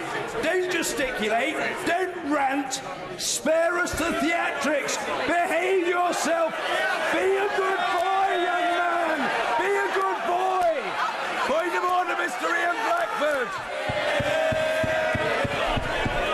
Thank you. Yes, we know the theatrics that he perfected at the Oxford Union. Not interested, not interested. Be quiet. Point of order, Mr. Ian Blackford. Mr. Speaker, I have to say the public will be watching these deliberations tonight, and what they make of the baying and the shouting that's coming from the Conservative side, heaven only knows. This Prime Minister has a 100% record in losing votes in the House of Commons, and you would have thought that we would have had some humility tonight, but that's sadly lacking. Prime Minister, perhaps you might consider acting like a Prime Minister should do. Respect the vote. Respect the vote which is taking place in this House tonight. Let us have a bill tomorrow. This House can express its opinion that it wishes to remove no deal as an option. Don't give us this nonsense of a fantasy that there is a deal to come from the government.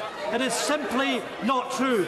The government must respect the sovereignty of the House of Parliament, must allow the bill to be enacted, must allow it to have royal consent. And yes, let us have an election, but let us have an election that respects the democracy of this House and the desire that parliamentarians have to make sure that we don't crash out on a no-deal basis. Yes, point of order, Joe Swinson. On a point of order, Mr. Speaker.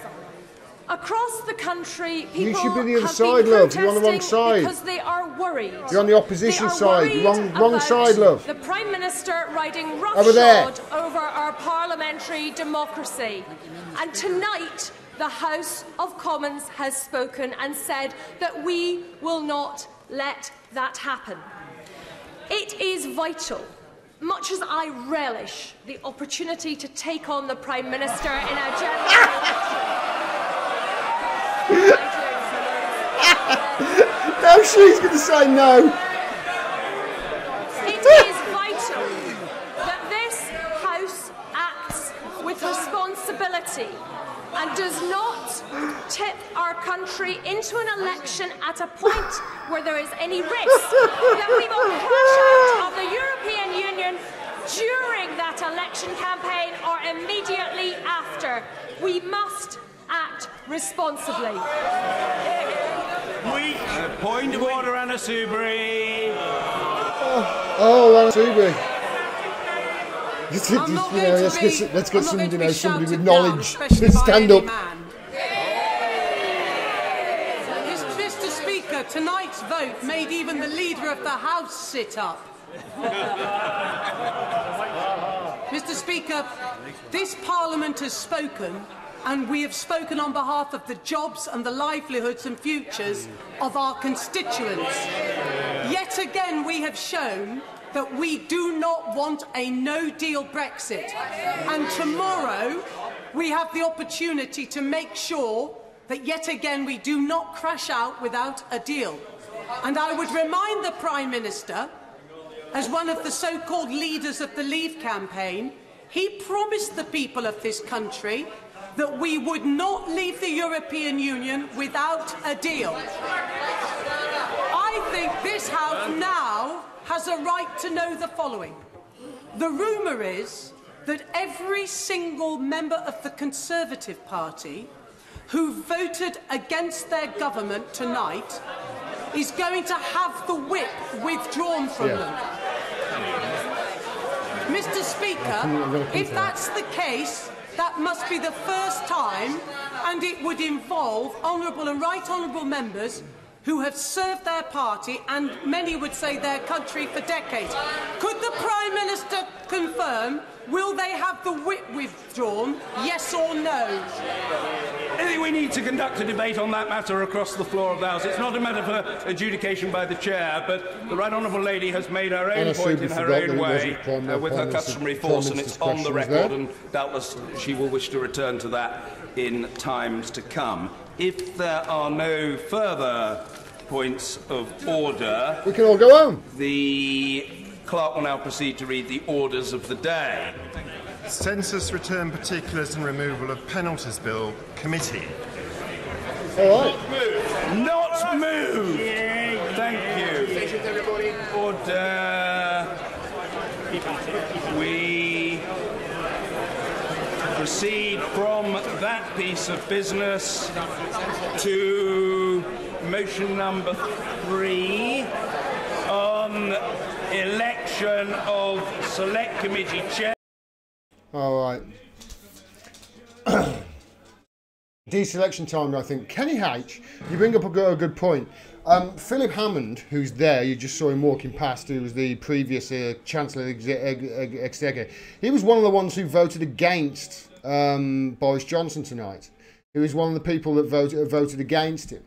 And he obviously, they said that they're going to have the whip removed. That means they won't be able to stand in the next election, in any upcoming election for the Conservative Party. That's basically what they've said. If you vote against us in this, Yeah, you're gonna lose your seat. Now they've got 319, of which the DUP are 10, so that means 8, I think, would have voted against their own government. Maybe they might have picked up a couple from the other side as well, so might be a bit more than that. Might be, you know, getting into a dozen or more. But yeah, the Tories are basically just going to say, no, you can't stand for us again. Now Philip Hammond is actually going to take them to court over that, by the look of it, and try and stop them doing that. But it's interesting, isn't it, Kenny? The Tories have no problem with their party saying, you know, deselection. Been waiting for years for the Blairites to be deselected in Labour. Just nothing happens, does it? Yeah, with the Tories, they were like, bang, there you go. They'll get on the same page, the Tories do, very quickly, and if they don't, if they don't get on the same page, there are punishments. They remind me very much like the Republicans in America. The Conservatives do, to be honest, though. The Democrats remind me very much of the Conservatives. But yeah, they remind me very much in that they all get on the same page when it's time to vote. You know, Rand Paul, for instance, is one of my, I suppose, favourite Republican politicians over there, because his foreign policy is actually pretty good.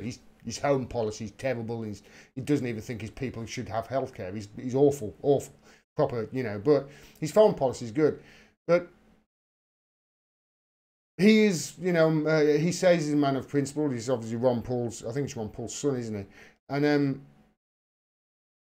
you know, he makes waves a lot in that, oh, I'm going to vote against Trump's bill. I've heard it a lot over the last couple of years when Trump's, you know, Rand Paul has always been one of the holdouts. But when it comes time to vote, although he makes waves and although he makes sounds, when it comes time to vote, he gets in line. And that happens a lot with the Republicans over in America and the Conservatives over here. Now, you know, is that democratic? Well, no. But it wins. You know, they coalesce really quickly. The right wingers do. I wish the left would do that more, rather than reaching out to people who would just, you know, let's face it, they're reaching out to people who they say, oh, they're centrists, reaching out to the centrists. You're not reaching out to centrists. You're reaching out to moderate Republicans. You're reaching out to moderate Conservatives. Neoliberal is not left. Neoliberal is centre-right. If you answer that test, you know, the test that will point you on that graph as where you are on the political spectrum.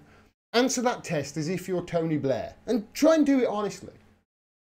Honestly, if you'll find other people who've done it. They'll be on centre-right. If you look at Hillary Clinton for the Democrats, who they'd say, oh, she's the left in America, she'd be up there with Margaret Thatcher. Seriously, if you look at her policies are basically identical to Margaret Thatcher's. That's a right-wing authoritarian. And, you know, I make that point because these are the people that Labour and the Labour Party are reaching out to, trying to do deals with. You don't need them. You don't need them. You need to get them out. You need to get rid of them. You need to deselect them. But of course, they don't. And the only MP I've seen this year that has been deselected, or rather suspended, is the one MP who's actually standing up for us all and talking about all the things that you and I know are the most important things. At some stage, you've got to ask, you know, is Mark Blythe right? I love Mark Blythe. One of the reasons I love him is because I've listened to hours and hours and hours of his work now, and he's bloody right. He's been right on everything. And he says Jeremy Corbyn. Jeremy Corbyn's nothing but crisis management for a dying Labour Party. If you look at left-leaning parties across the globe, but especially across Europe, he says this. I go back to Mark Blythe again, just because you know, he's so intelligent and he's such a clued-up guy. He says, you know, if you go to the Scandinavian countries, you used to be able to put a red rosette on a dog and stick it on a street corner, and they'd vote for it. Now they struggle to get a coalition together. You know, the socialism has gone away, this centrism, this move towards centrism, it's a failed experiment, and it's led to our politics moving ever further right and fear-mongering the left so much that now populism across the globe is rising, and you've just seen the evidence of it. You've seen the evidence of it. That is a populist right guy, populist right PM, Boris Johnson, basically, you know, doing his populist things, but essentially saying the people want me to do this. And we do. The people do. We had the vote. That should be the end of it. We had the vote. We had an in-out referendum, and they voted out. People voted out. And that was it. We were told, right, okay, well, we'll leave. We'll leave either with a deal or without a deal, but we will leave. We'll leave either with a deal, or we'll leave under the Norway option, or we'll leave something similar to the way Switzerland do things, or we'll leave with an EEA, or we'll leave without a deal at all, but we'll leave. That's what we were told. And now you've got the opposition there, the left, and the left are always the people that say, remember, that they're the ones who are for democracy. And they're the ones trying to stop him doing something that the people basically told him to do.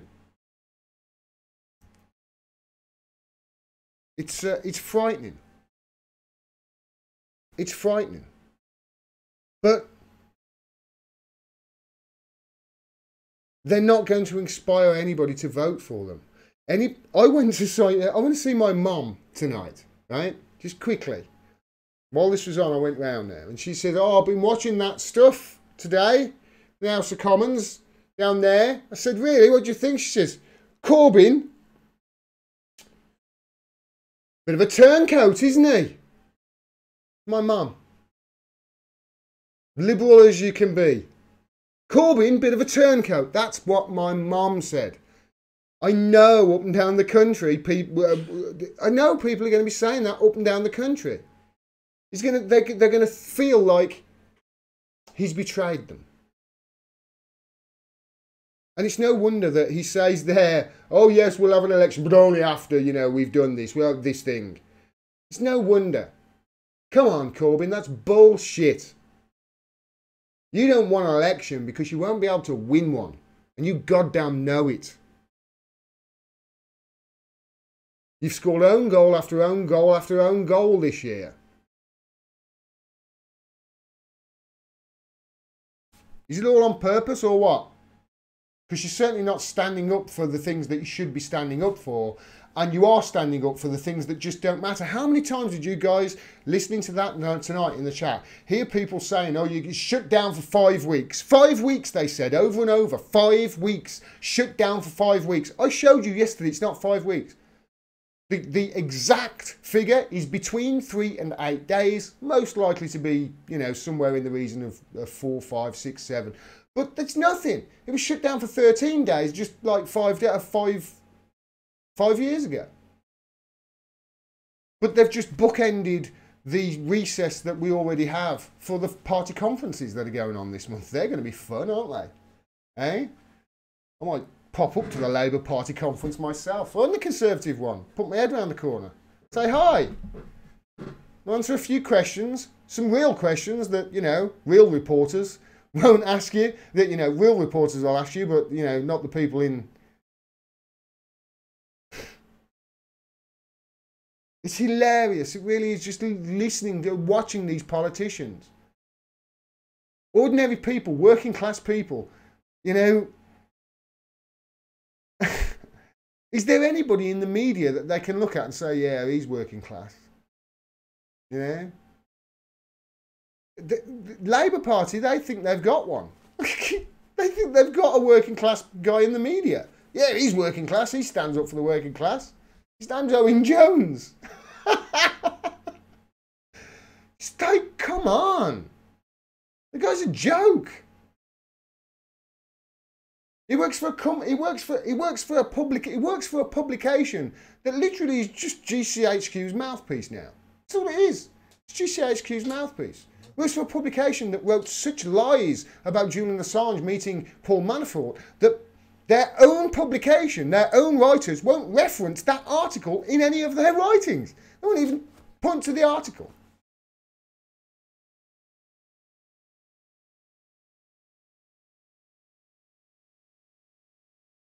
It's so sad. A year ago, he had this sewn up, Corbyn did. A year ago, he could do no wrong. Do you remember last year? Oh, Jeremy Corbyn. Oh, Jeremy Corbyn. Go away, Ellen. Go away. Yeah, they were shouting his name at Glastonbury. He was going up and down the country to, you know, soapbox after soapbox, to rally after rally, up and down the country, talking about, you know, all the things that we want him to talk about. What has he done this year? He's not done any of that. He was popular. He was getting up in their faces, and then all of a sudden he stopped doing it. And he's now standing up for this stop the coup nonsense, saying they're shutting it down for 5 weeks. They're not. They're shutting it down for probably about 5 or 6 days extra. 5 or 6 days more for you people in Parliament, you MPs, to not sort out Brexit. Because let's face it, you were never going to sort it out in those 5 days. I think the only way people in this country are going to get Brexit, the only way, is with a no deal. Don't see a deal happening, do you? The EU won't remove the backstop. They won't negotiate the backstop because it's there and it's the backstop and it's bigger than the ice wall in Game of Thrones. Can't be moved. It's fictitious. You made it up. Just like the ice wall in Game of Thrones. You made it up.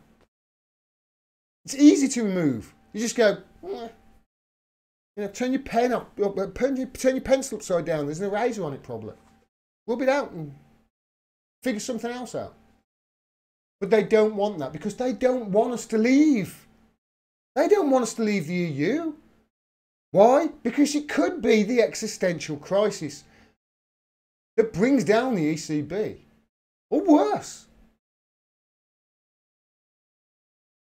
How many politicians tonight, when you were watching that, stood up and said, "Oh, you know, we're going to nose plant out with a no deal in the economy. We're going to have a recession. It's going to be 8%, 10%, 20%, whatever." How many times did you hear any of them stand up and say, "Well, yeah, all the pointers are actually we're looking at a global recession is guaranteed within the next 18 months because, you know, negative yielding stocks are actually." The long-term yield are outweighing the short-term yield. So yeah, we're going to have a recession. It's absolutely a global recession. It's absolutely guaranteed pretty much. Every time this has happened in history, we've had a recession. So yeah, perhaps leaving the EU right now, whilst this is all going on, perhaps that's the best thing to go. Who knows, you know? Did anybody get the 2008 financial crash right? Did anybody stand up and say that? No, it was constant fear-mongering one way. I'm sick of it. I am sick of it. I am sick of those people down there just not doing what we have told them to do. Jacob Rees-Mogg, bless him, fucking lying down horizontal, like he's sitting on a chaise lounge. You know, he was standing there and he was saying that parliamentary sovereignty comes from the people. We give them the sovereignty as trustees and they use that to govern in the interests of the people. Here's the thing. Here's the thing.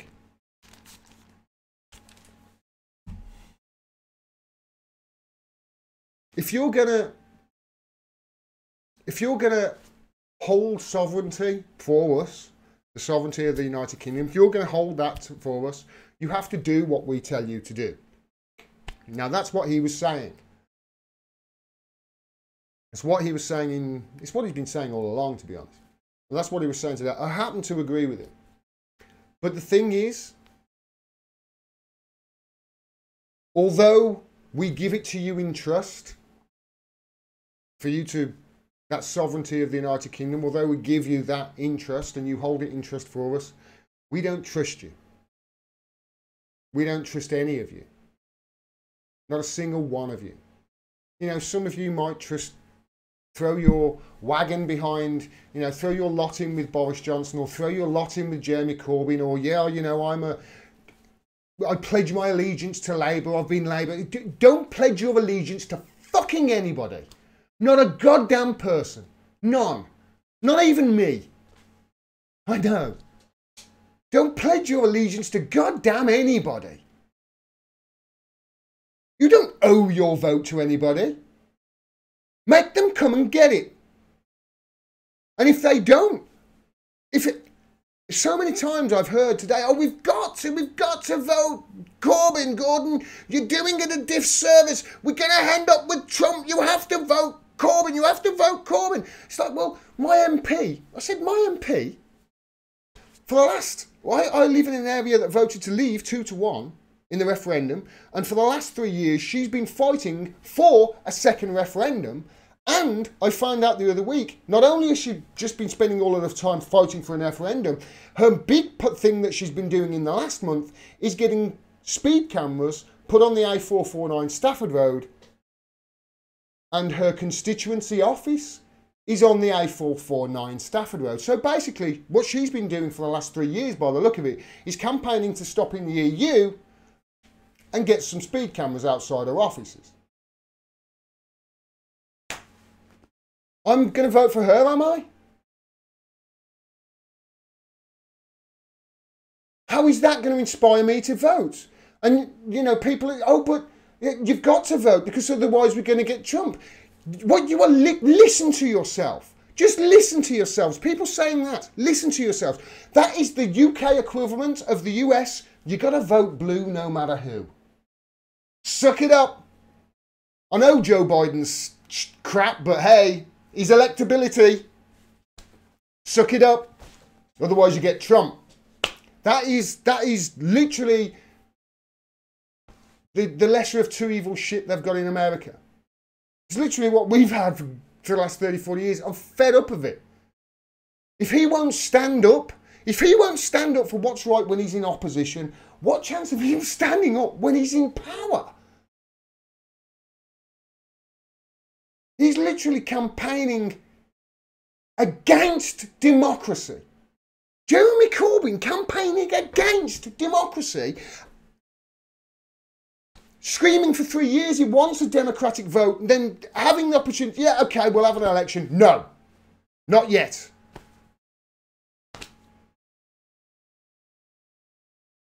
The guy must be actively trying to lose support. There's not any decisions that he could make that would be worse, in my view.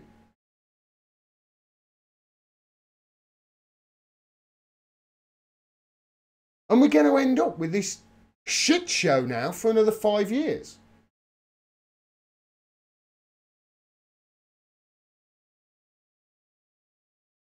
$650 people there is in the House of Commons. 650. How many of them do you think I would be better than? In the chat? How many is watching? 152. How many of those 650 MPs down there do you think I'd be better at?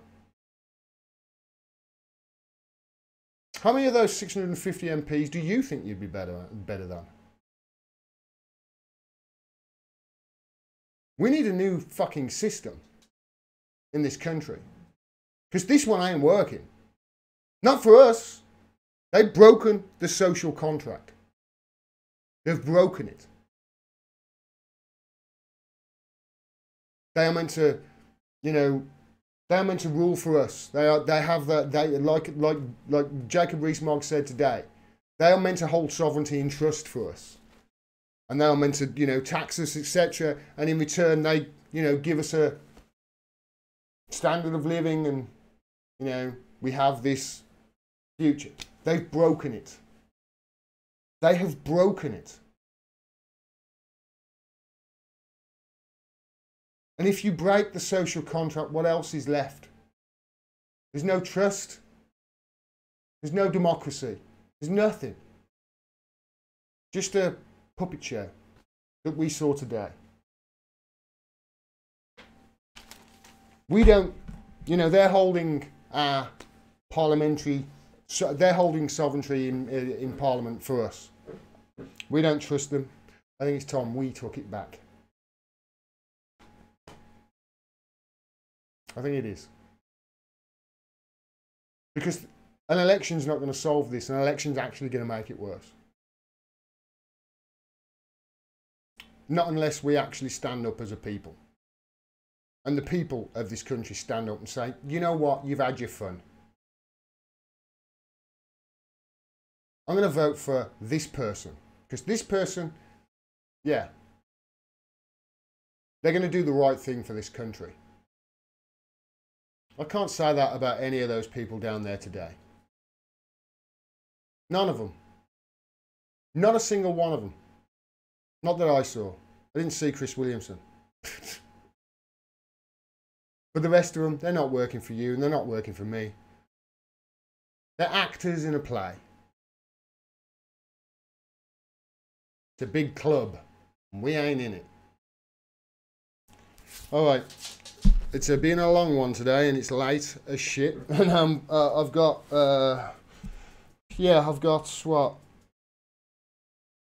I think I've got a couple of videos to drop, and I've got the Jamal Thomas tomorrow, everybody. I think it's about 9 PM. I'll let you know.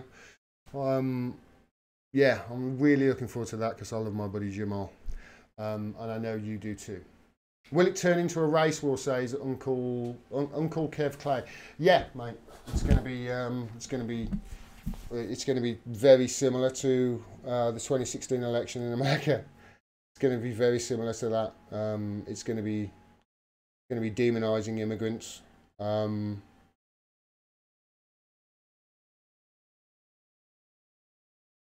not looking forward to the results of this one. I'm really not. We need to stand up. We do, the people. They're not going to do it. But, you know, I know people keep saying, oh, you know, Jeremy Corbyn is this and that and his hands are tied. I know it all, but Labour are not your saviours. Labour got us into this mess, remember? It was Labour that got us into this mess, and 2/3 of their PLP are still the people who got us into this mess. They're there because they serve a purpose. And the purpose is, yeah, you know that sovereignty they hold in trust for us? Yeah. They chucked that in the bin.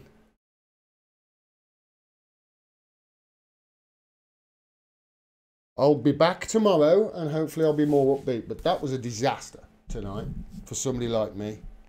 An absolute disaster. I can't believe that... Well, I can. Jeremy Corbyn, for 3 years, has been calling for an election. And you heard him there. He said, we'll be happy for an election after we've stopped this no deal thing. In other words, he's going to say no when that motion that Boris Johnson's brought forward to say, yeah, we're going to call a snap election. Jeremy Corbyn and Joe Swinson are going to say no. Well, guess what?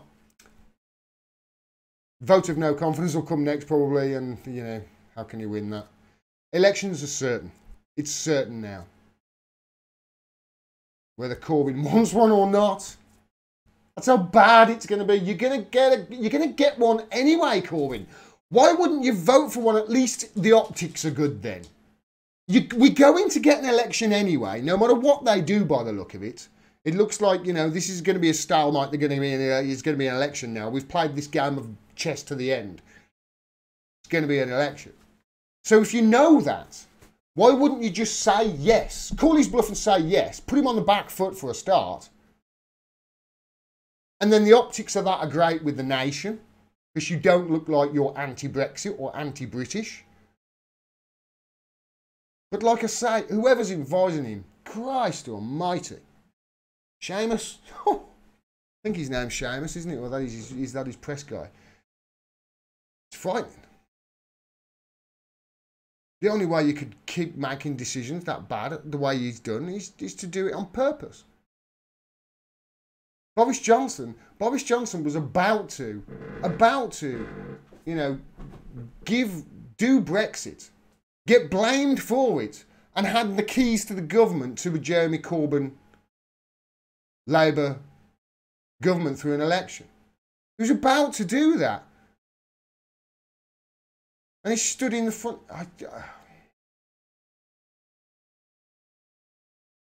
He says he's staying. They say they're standing in the way of fascism. They're stopping fascism happening. But at every turn, they're facilitating it.